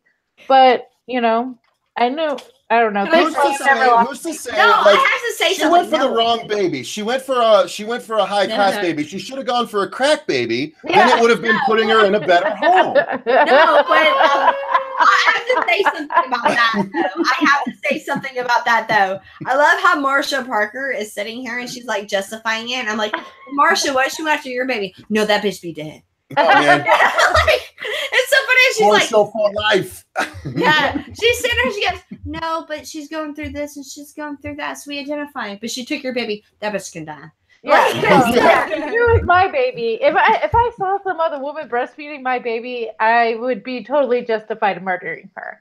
I'd be like, that's it. We're working after kids. She obviously needs to die because that shit's weird. What if you woke up in the middle of the night? Boob shouldn't be his nanny. What if you can't? I gotta get another bottle of Marsha, wine. Y'all are fucking with me. Marsha, what if you woke up in the middle of the night and like you went out into the living room and I had completely cracked and I was trying to breastfeed your baby? I would slowly walk up to you and take the baby and put the baby down in a safe place, and then I would murder you because I'd say, no, he's eating. No, you're not safe. I would give the baby lots of therapy and then spend some time pulling out all his weird Cecil chest hairs out of his mouth. Yeah, just like a little bit. Just all that Family Guy moment. Oh my god, that's not okay. It's not okay. Not okay. And the host is gone. Yeah. Hi, Ray. Cecil, you never said what horror mom you identify with. I guess if I had to honestly choose, it would be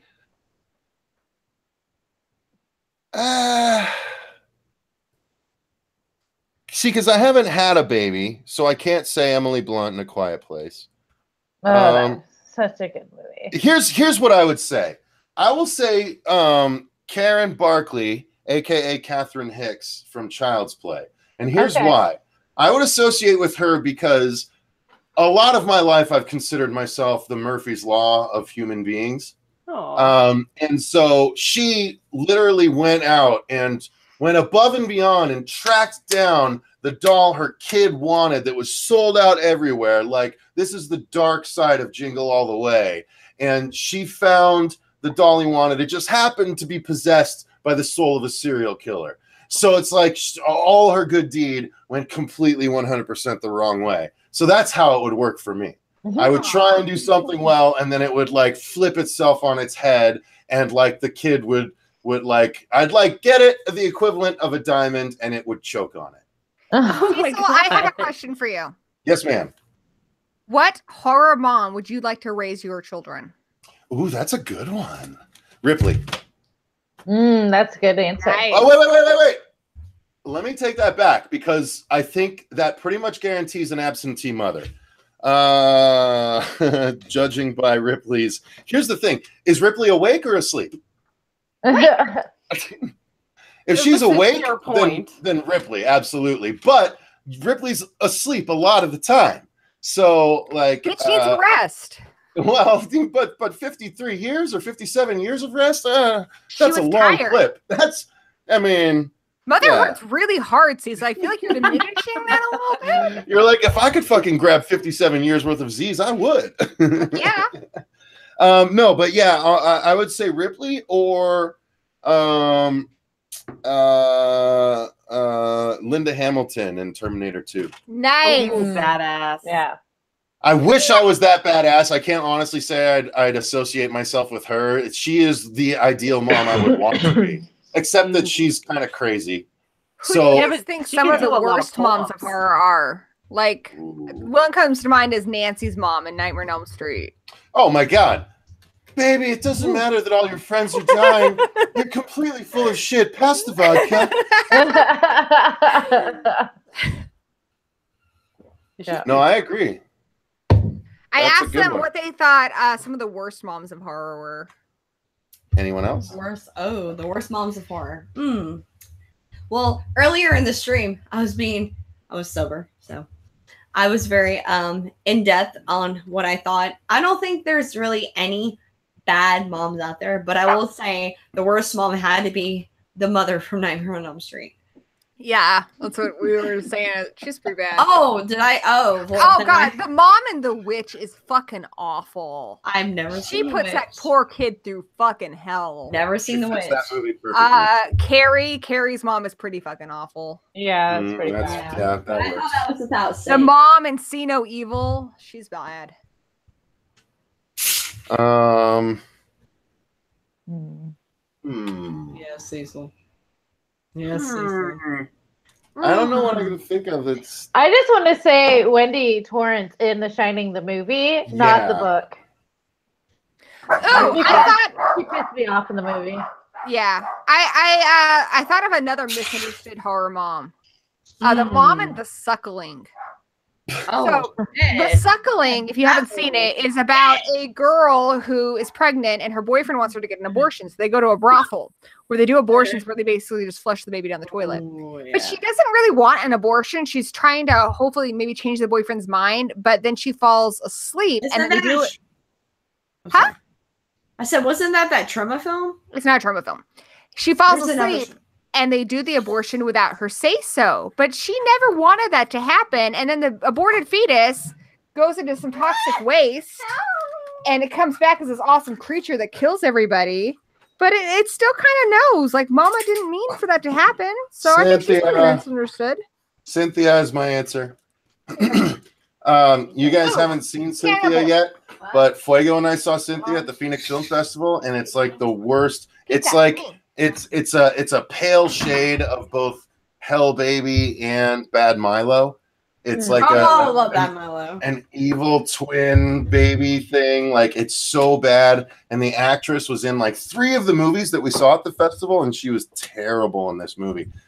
So yeah, Cynthia is terrible. We are 2 members away from the horror show. We should need where the fuck is Susie? Like, I told her to get on here. You should have got This is the Susie. question we ask most Sundays. Like, you should have got Fuego and Susie on here and then just be like, take over. Fuego was busy like trying to get his Stephen King up in time, which he got up just in time to make it on Saturday Pacific Coast time.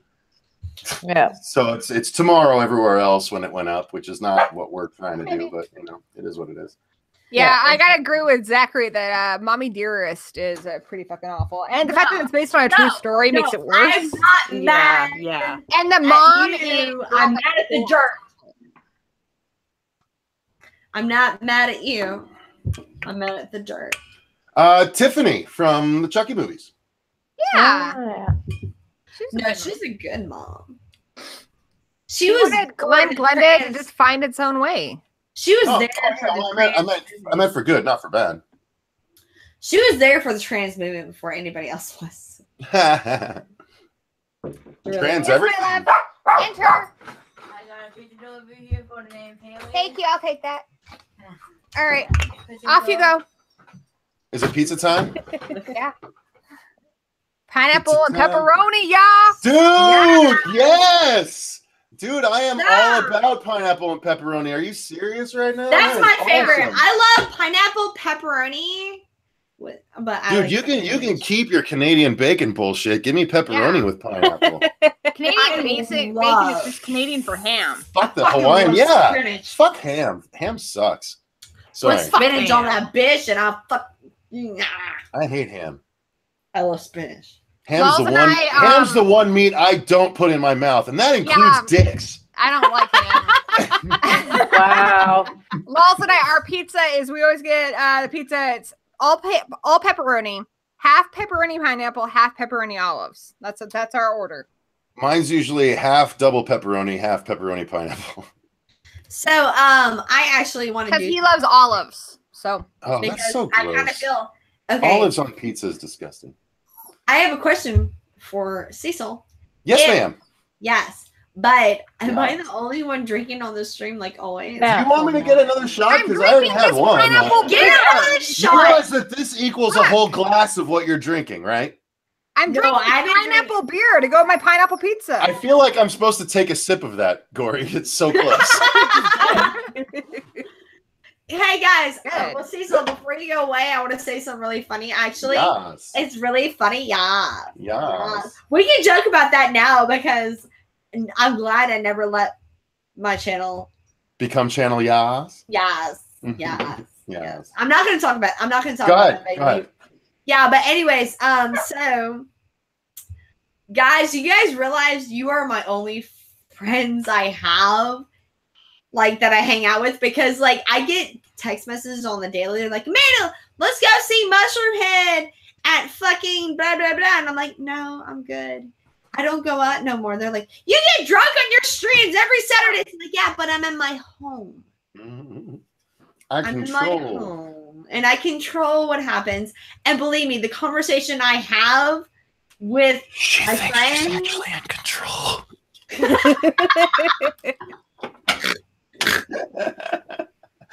I like that. If nothing else, I kill Ray. Like, I get rid of him Oh my times. That's god, great. You got me. No, You got but me. it's so funny because they're like, when I go out to the bars and I have conversations with people, they're like, you know, it's great. They're like, what? They're like, fucking Skinner. Yes. That Skinner is very awesome. Oh, Which song? Freebird, of course.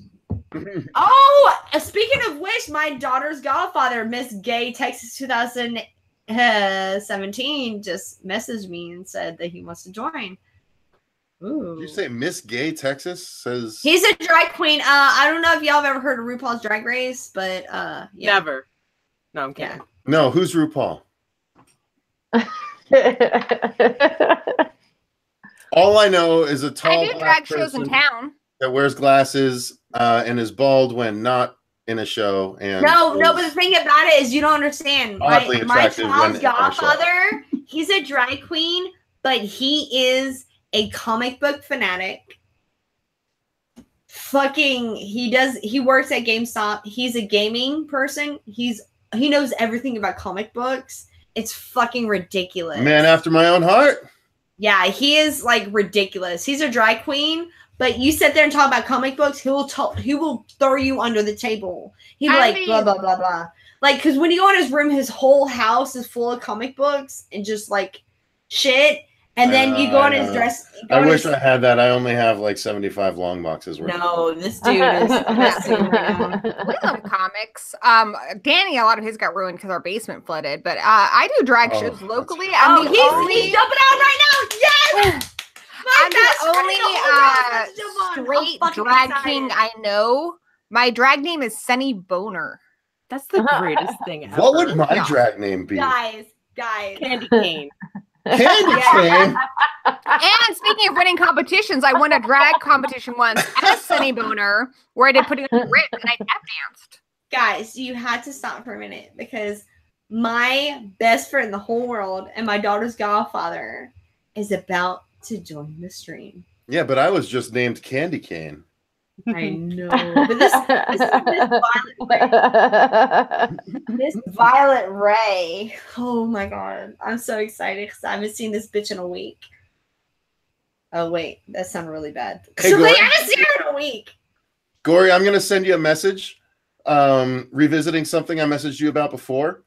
Am I in trouble? No, you're not in trouble. It's regarding the script because Eric the Death Twitch sent me his review of the script, and I wasn't sure if you were still interested in possibly being a part of that review episode. Possibly. We've been. Oh, I know you've been dealing with a lot of stuff. I know our basement flooded. I was in the hospital for a bit, but yes, I will read it. Okay, no worries, no worries, no rush. Just wanted to double check, just check in. Okay, the odd silence. No, it wasn't awesome. I'm so excited that my mouth is full of pizza. Ray, how you doing? I'm fucking tired. How are you doing? I'm doing good. Hey, where are you again, Ray? I'm in Pennsylvania, so it's you're East Coast. 2:19. And I've been up. We appreciate you, Ray. Thank you. I appreciate you. We still need to do an interview with you. Yeah, definitely. We still need to do an interview with the horror addicts too, but I know they've been super busy. We do it, dude. Yeah, dude. Whenever you're available on a Sunday, you let us know and we'll do it. We're always available on Sundays because Danny's day off. Well, then fucking let's do it. We have Phoenix Comic Fest coming up in 2 weeks. Oh, I'm so excited. Yeah, we have 5 panels we're going to be doing. We're going to be doing 35th anniversary Pet Sematary panel, a 40th anniversary The Stand panel, or reverse those dates. I'm not sure. And then we're doing a Stephen King's It comparison panel, movie to TV series to book. And then we're going to do What Goes Wrong in Horror. And then the most exciting thing, Gory, by the way, because this actually does lead to you, and actually before you, it leads to the Bloodbath and Beyond boys. I already touched base with Jay on this, but at Phoenix Comic Fest in 2 weeks, we are officially launching the Interchannel Horror Debate by doing a live debate against Eric from the Death Twitch. He's going to Phoenix Comic Fest with us, and he is going to debate us live. We got his responses. The impartial party, producer Dave, has seen both responses. We only matched on one of the 5 categories, Marcia, if you were interested. We matched on, tell us which one we matched on, did he? No, we did. He did. He told me.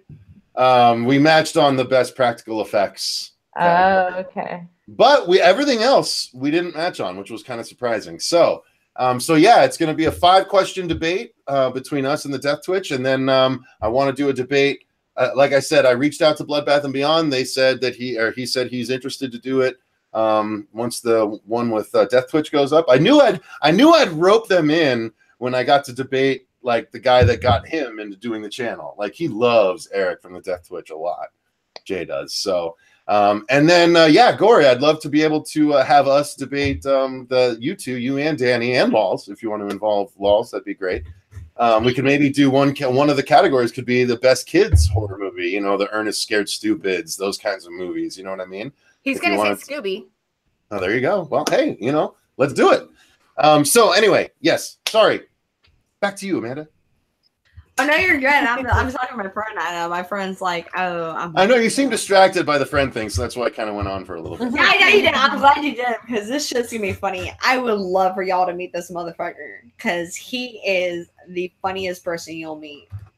Like, can I just say one other badass mother that you guys might not know about that's in a thriller / kind of horror movie?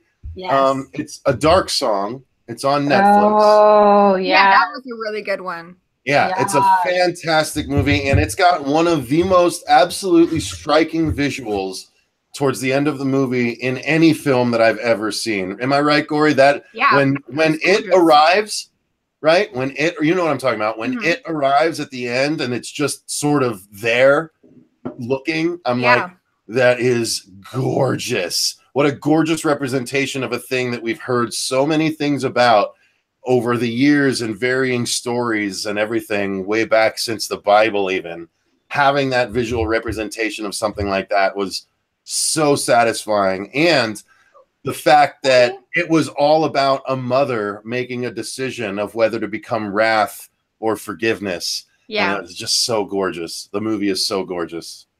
It was really good. If you guys have not watched A Dark Song, it's from great. From a witch point of view, a lot of movies don't show any of the ritual that goes into magic, and that movie is all about the ritual.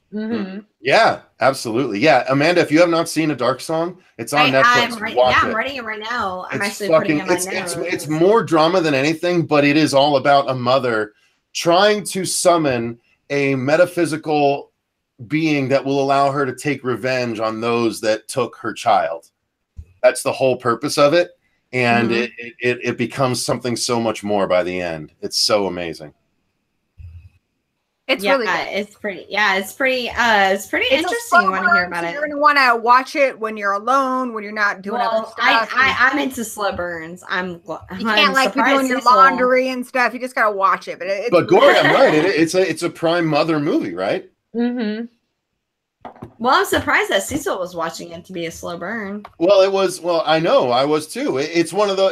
We watched it at the. Yes, the Phoenix Film Festival last year. The trick to a good slow burn is constant tension, and that movie does it very well, and it has beautiful visuals. I like that. Ray is literally just shifting in her chair, and the camera goes on her. I know, right? I thought she was about to say something, and that's why I stopped. I was like, "Oh, say something." I got something to say. I got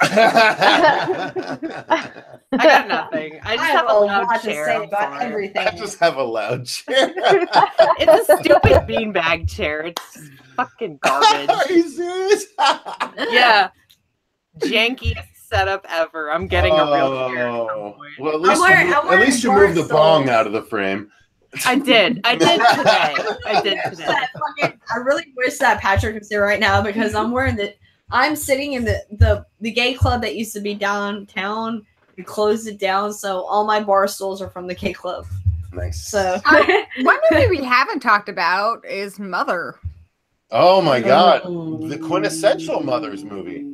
Yeah, Mother Earth. No, it's Mother Earth, but it's not really a mother's movie. But it's Mother Earth. Her baby gets eaten by tons of people. It's awful. I know. It's I could not watch that shit. I could not watch that shit. It's the mother. How could you not say it's a mother's movie? It's the mother of all of us. No, it is Mother Nature, but when I say mother, I mean like motherly figures, because we all cannot measure up to Mother Nature. Yeah, but she also gives birth to their allegorical Jesus in the movie. I pay respect to Mother Nature. I do not wish for her to shake me off like the flea that I am.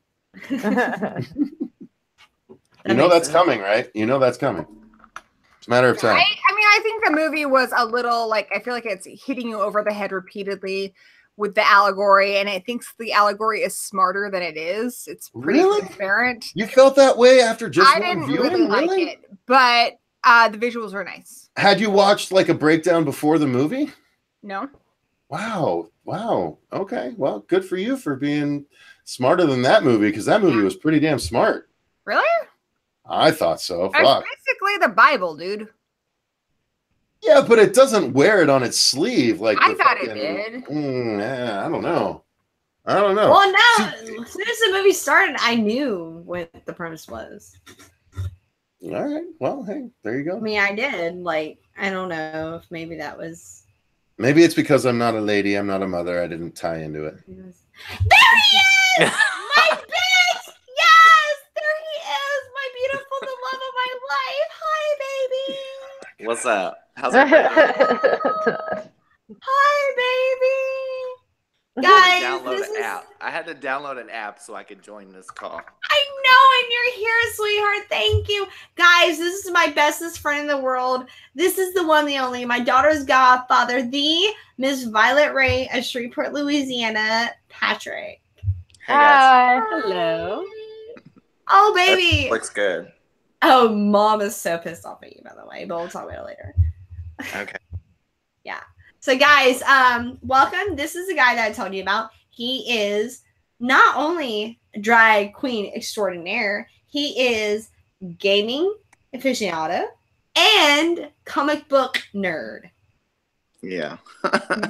Marvel or DC? Marvel zombie or DC boy? I don't know. I'm kind of in between. Okay. I think I like Marvel a little bit more. Ooh. Bad answer.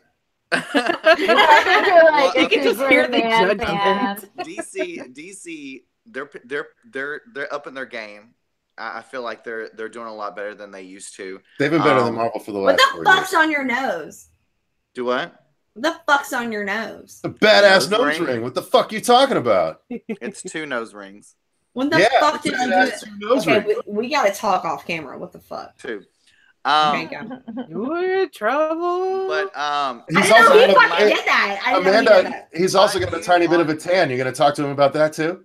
my view on DC forever has always been like goody two shoe. Like they're very PG, and then it's like as of the past couple of years, they've been getting kind of dark and bloody and using cuss words. And They got dark a little while ago when they went in Darkest Night and all the you know, the zombie lanterns resurrected all the dead heroes of the DCU. That was a badass dark story. that was dark. DC that's has around when I Batman started liking and Wonder Woman and Superman, and that's about it. Marvel has a whole wide universe of interesting characters, including like Howard the Duck. I would say as a whole, Marvel is better than DC. It has some great one-hitters, but if you look at a lot of the smaller comics that come out from DC, they're not as good as the smaller ones that come out from Marvel. I'm not a big fan of the whole. I'm gonna forgive you, Corey. I will say though that Green Arrow kicks Hawkeye's ass. Fuck that guy. I'm gonna forgive you. I think you've got latent pregnancy brain going on right now. Oh, yeah, those are not words to be using here. Speaking of Blackest Night, Starfire, or not Starfire, Star Sapphire is like one of my favorite characters. Star Sapphire rocks, dude. Yeah, Carol Ferris. I love DC. I'm just saying, as a universe, comparing them as full comic book bodies and not just individual characters, I think Marvel has a little more to offer, and it's certainly more diversity. So wait, okay. So what are you trying to get at? Marvel doesn't even have like a legacy of characters. They just started a whole legacy of characters because DC has had proteges for years now. I think that both of you are biased. I'm like in between. I love them both. I'm just, you know, since he's so why are you in adamantly between? DC. Why are you in between? Why are you in Because between? I have my Marvel characters that I like, and I have my DC characters that I like, and that I just like I like them all. I can't decide. I think it sucks that you have to like choose between them. I'm just saying, as a universe, I love them both. I also love Dark Horse and IDW and Image and Boom, but you know, that's what it is. I just feel like DC, yes, Marvel does have the more street level stuff where people are like, everyone's flawed and everything like that. But DC characters are flawed as well, but they are the more traditional comic book superheroes, in my opinion. I think there's more interesting stuff. Marvel has way more analogs of DC characters than DC has analogs of Marvel characters. Now, Marvel does have the edge with certain characters. Spider-Man. We don't have a Spider-Man on the DC side that is that cool and everything, but we have a lot of other characters. Batman Beyond is a lot like Spider-Man, I think. It's not far off. It's not far off, but it's still an analog of Batman. But Marvel doesn't have anyone that's nearly as cool as Batman. DC for sure. doesn't have the Fantastic Four. Doctor Strange is my favorite. The Fantastic Four. Oh, you mean the property that no one can get right? That's been done from Marvel. It's in the works. It's in the works. It's in the works. From who? No, They the don't have comics been DC dead. doesn't have X-Men. No one's been I mean, writing really, Fantastic Four since the early 2000s. Hold up. Let me pause for a minute. This is all friendly chatter, by the way. I know, but everybody's talking over Patrick right now.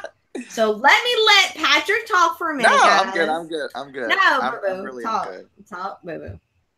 I'm about to actually go to bed soon. I know, but finish your thought and then go to bed. And I'll talk to you tomorrow, but say your thought. Oh, I mean, I'm good. I'm right down the middle. I love DC as much as I love Marvel. So good answer, dude. Anything that's superhero where somebody is kicking butt with superpowers, I'm in love with it. Can I ask you a question? Do you read Buffy or Angel and Faith? Those are my favorites. No, I don't read any of those, but I do. They're amazing. I did grow up watching Buffy the Vampire Slayer. It's my favorites. And I freaking love it, but I do not read the comic. Check out the comic. Really good. I have every issue of season 8, 9, and no, I stopped after 9, but I have every issue of season 8 and 9 and both the first seasons of Angel and Faith. So season 10 is finally getting a fancy library edition like 8 and 9 have. Yeah, that's what I need to get. I was waiting on that, honestly. But I love the Buffy continuation stuff. I loved when Angel did After the Fall. Did you read the After the Fall books? Were picked up right after that? Yeah, no, dude, I am all about that shit. That is so good. I love independent books just as much. If not, honestly, I collect way more independent books than I collect of either Marvel or DC right now.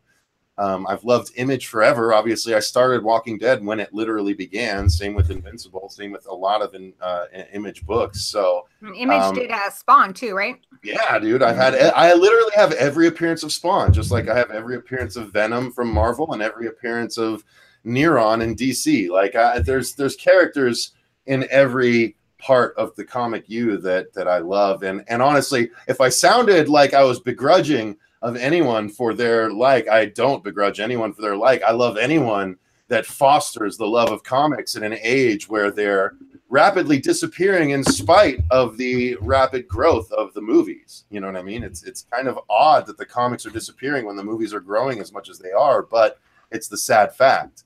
So anyone that loves and spreads the word of comics, I am totally down for, both Gory and you, sir. Violet, okay, so what is your favorite horror film that you've seen recently? Favorite horror movie that I've seen recently? Mm-hmm. I haven't really seen it. Not something that I made you watch, but something that you watched. I haven't seen a good horror movie in a while. I really wanted to go see that one movie, The Quiet or something. Quiet Place. Quiet Place, yeah. It's so good. Yeah, I was gonna go take you to see that, and ended up taking somebody else to go see that, and I wish I would have took you. Yeah, but I really haven't seen a good horror movie in a while. I'm very picky about my horror movies. I like horror, not gore. I like horror, suspense. Like I wanna be scared, and seeing somebody getting chopped up is not scary. That's just gross. You're cute. He's my baby. I love him to death.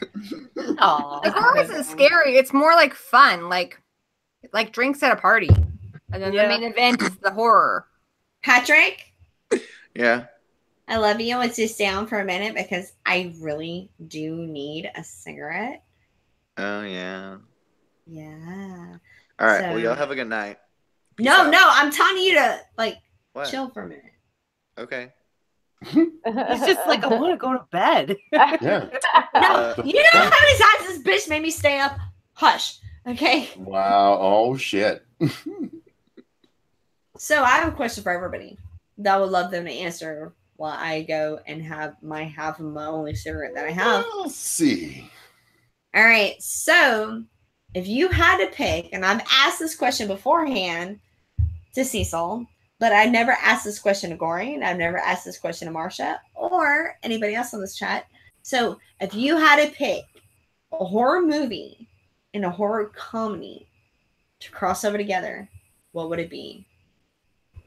And I'm going to go finish this half cigarette and come back. I don't think I ever answered that question, but sure. So a horror movie and a horror comedy. So you can't just pick a horror comedy? Hey, before you answer this question, Patrick, before you answer this question, you have to come up to Texarkana. When you come up and visit me, we're going to do a review with you and drag TikTok trainees with knives. Hold up. First of all, you want me to get in drag and I ain't getting paid. Bitch, bitch, I will feed you. I will feed you. Bitch, I will pay. Bitch, I always pay you. Shut the fuck up. I'll pay you, bitch. Don't go there. Okay, fine. Finish the question, but you're coming up here and drag doing TikTok trends with knives because I will do that and I'll FaceTime CUTIE. Let's do it. Cameo. Cameo. Oh, I missed it. Yeah. It was Dave. That's why they're called cameos. Because you blink and you miss them. Yeah, I don't know how to answer her question. Yeah, it was just like I agree with Gory. Wouldn't it just be a horror comedy? So I don't know. Like, would we take a horror movie and turn it into a horror comedy? Like, if Carrie was a horror comedy? I'd like to see Tucker and Dale go up against Pinhead. Huh? Oh, shit. I guess what she's saying is take something that's just a comedy, no horror elements, and something that's just straight horror, no comedic elements, and mash them, maybe? Really? Okay. You're just mashing it. Ace Ventura and Saw. Fine. The Witch and Deuce Bigelow, Male Gigolo. There you go. He walks in and it's Black Phillip waiting at the house. Oh my god. I'm gonna say Slither in Joe's apartment. Nice. Pretty funny. Natural. So the worms start interacting with the roaches. I like it. And there's all singing together. Like, can you imagine? A big old like dance number where they're all diving into like the toilet. Yes. But it's that girl in the bathtub. What about Christine and Herbie the Love Bug? Oh my god. Ooh. That's actually pretty smart, Corey. Thank you. Yes, she's a thinker. How about Harold and Kumar, Maximum Overdrive. How about pretty much everything Maximum Overdrive is gold. How about Home Alone and You're Next? Oh shit. Yeah. Boom. It actually works. I can't believe I actually found one that works. I'm gonna go get a shot to celebrate. Celebratory shot. Like mash up a comedy and a horror movie. Home Alone and You're Next.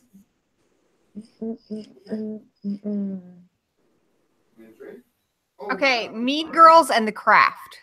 Ooh, that's good. Well, The Craft is kind of already Mean Girls. Yeah, but like putting that over the top comedy in it would be really funny. And That's somehow true. throwing in I want my pink shirt On back Wednesdays, and we wear pink. On Wednesdays, we wear black.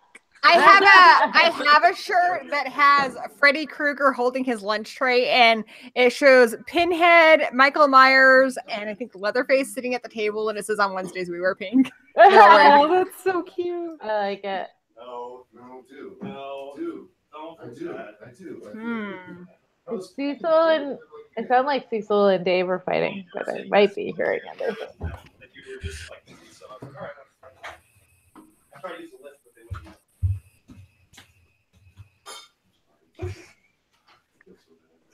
That's why I'm like, hey, cameo by Dave. And I didn't realize I'm like, cameo by really pissed off. I don't watch a lot of comedy, so it's kind of hard.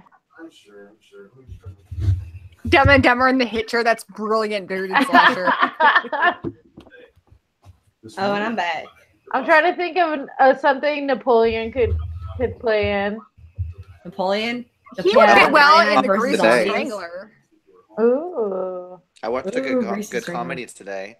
I noticed I got on Hulu and I noticed that they had just put the new Baywatch on there, and I watched it. It's actually pretty freaking funny. The Zac Rock can do Efron, no just wrong. wanna I put fucking on love Zac Dwayne Efron's Johnson. face. Oh, dude, and you love games, right? Yeah. So I saw the new Rampage, which it's not really like the game, but I will say the part my son and I kind of like freaked out about was whenever they pick up a woman, she's wearing a red dress like in the game. So that was cool. Yeah. I don't know. If you like the game Rampage, you might enjoy that. It's a classic. I like when they remake games, especially when they do a good job remaking them. Yeah. Mm-hmm. What's your favorite game? I really want them to remake The Legend of Dragoon. It came out on PS1, and I really want them to remake that. I don't see it happening though, but fingers crossed.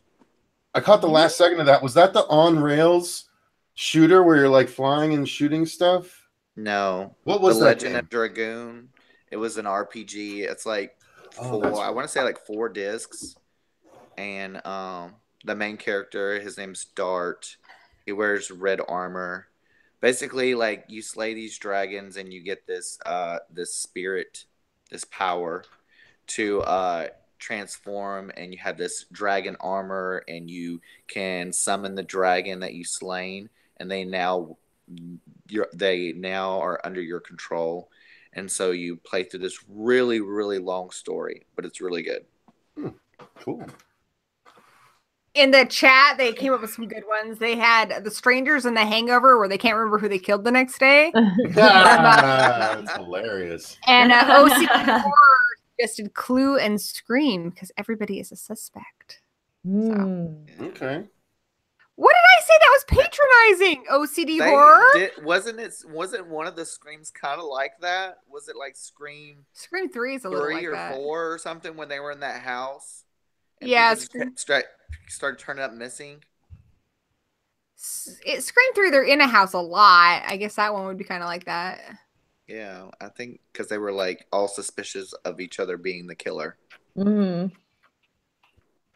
So Kyle Schill said hi, Patrick. Who? Kyle. Who's Kyle? Kyle Schill from LA. Moved back to LA from Shreveport. You know who I'm talking about. My friend. I didn't know you're running a stream right now. No, I know. We're running a stream and he said hi. Well, hi, Kyle. I can't think of who you are right now. Yeah, it was my friend. Remember when I was living in Shreveport? You were like, he's a really cute guy that you had a crush on. Blow his spot up. Yeah, I'm calling First him of out. all, for one, if I had a crush on him, I'm pretty sure I would remember him. And Your two, friends on Facebook. What are you talking about? Kyle Shields. And two, you gonna call me out like that on live? Yeah, wow. Because you tell him all the time you're like, he's so cute. Kyle Shields. Remember we were living in Shreveport? And when I was living at that apartment with fucking David. Oh, the really cute one. Oh, wait, yes, the really cute one. Yes. Oh. I gotta settle down. I guess the really cute one that you liked. Yeah. Kyle's like, how's Patrick doing? What's up, Patrick? What's up? All right. What about there's something about Mary and Maniac? Okay. That would be awesome. I would love to see Tucker and Dale versus zombies. Yeah. Not quite sold. What about Psycho and he's just not that into you? Nice. He's really not that. Or is he? I was gonna say Groundhog Day and something else, and I'm like, oh wait, they did that. Okay, fine. I got it now. Here it goes. So, Animal House and wait for it. Animal House. Sorority House Massacre. No. Animal House and oh my God, this is Black Christmas. No. Animal House and April Jesus Fool's Christ. Day. Are we still waiting for it? And April Fool's Day. Nice. Think about that aspect of it. Just think about the whole April Fool's Day thing and then Animal House in it. I dig it. American Pie and Scream. That works. Just kill the pie fuckers.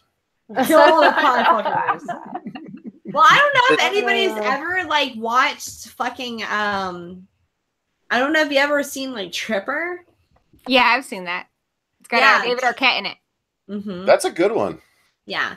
Tripper was a really good film that a lot of people don't give a lot of attention to, but that film was really funny to me. I thought it was hilarious. Honey, I Shrunk the Kids and The Incredible Shrinking Man. Okay. That's good. I like that one. Honey, I Blew Up the Kid and Godzilla. Nice. What a fight.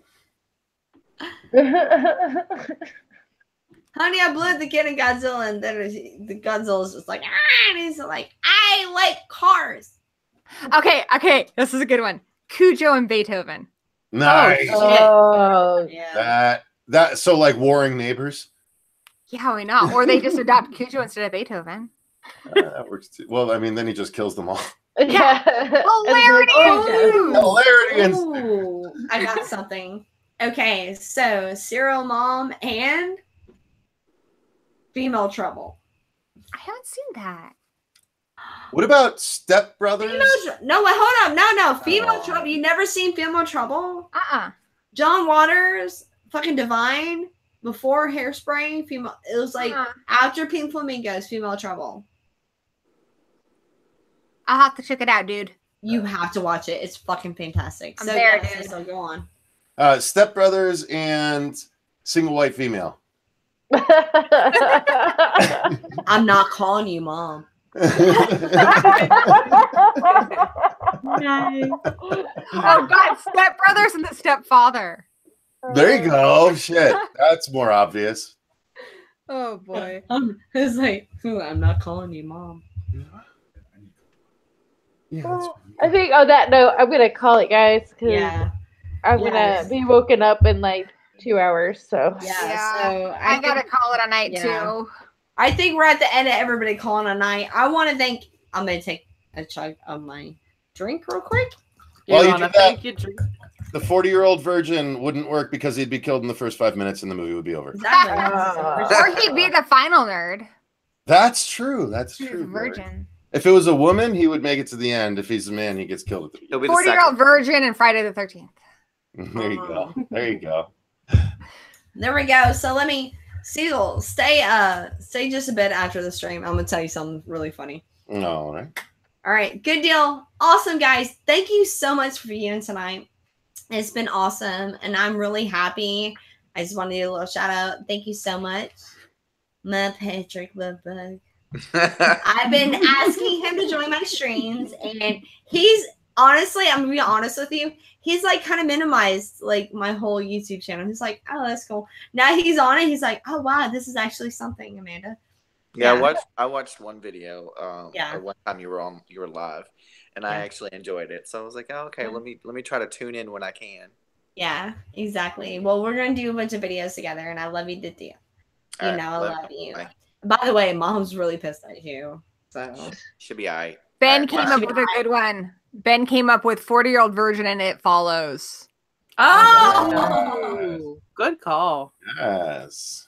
Good deal. Because I was, I'll tell you about it. Mom goes, I was like, Mom, why are you mad at Pat? Oh, he's gone. But Mom was like, I'm mad at Patrick. It's like, he don't call me no more. I was like, yeah, well, he's busy. She goes, he's busy being a famous drag queen. He call his mama once in a while.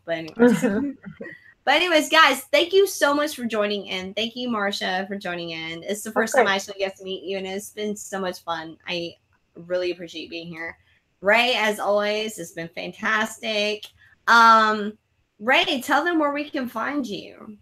You can find me on my YouTube channel, Ray Animator Reviews, on Facebook, Ray Animator Reviews, and on Twitter at Ray Animator. Good deal. And hey, Gory, where can we find you? You can find me and the rest of my horror family at YouTube.com/Horror Addicts TV or at horroraddictstv.com, where there's links to all of our social media. Good deal. And hey, Marsha, where can we find you, bro? Yeah, Marsha, handle this. Bye, ladies. Happy Mother's Day. Bye. Oh, I just People just took off. You can find the horror channel on YouTube. We also have the horrorshowchannel.com. You can go there, but we never do anything with a website, so just go to the YouTube channel. Oh, he's so mad. I was actually going to tell him something really funny, and he logged off. Isn't that something? He's fine. He's fine. It's okay, baby. All right, good deal. All right, guys, thank you so much for joining in, and now we'll Thanks for see y'all. having us. Thank Of you. course. I love you all to pieces. Thanks so much for joining on. Everyone, give Amanda a thumbs up in the chat. Yes, because Subscribe. I am 10 away from 300, and I'm so stoked. You know what you gotta do when you get to 300? You gotta kick someone 300 style into a giant pit. Yes, I'm looking for a special fucking video that I'll make when I get 300. So thank you guys so much. 300 and the pit, not a comedy, but hilarious. Yes. All right, good deal. Well, thank y'all so much for joining in, and remember, be nice to each other because life is too short. And I'll take y'all later. Bye. Bye. Bye.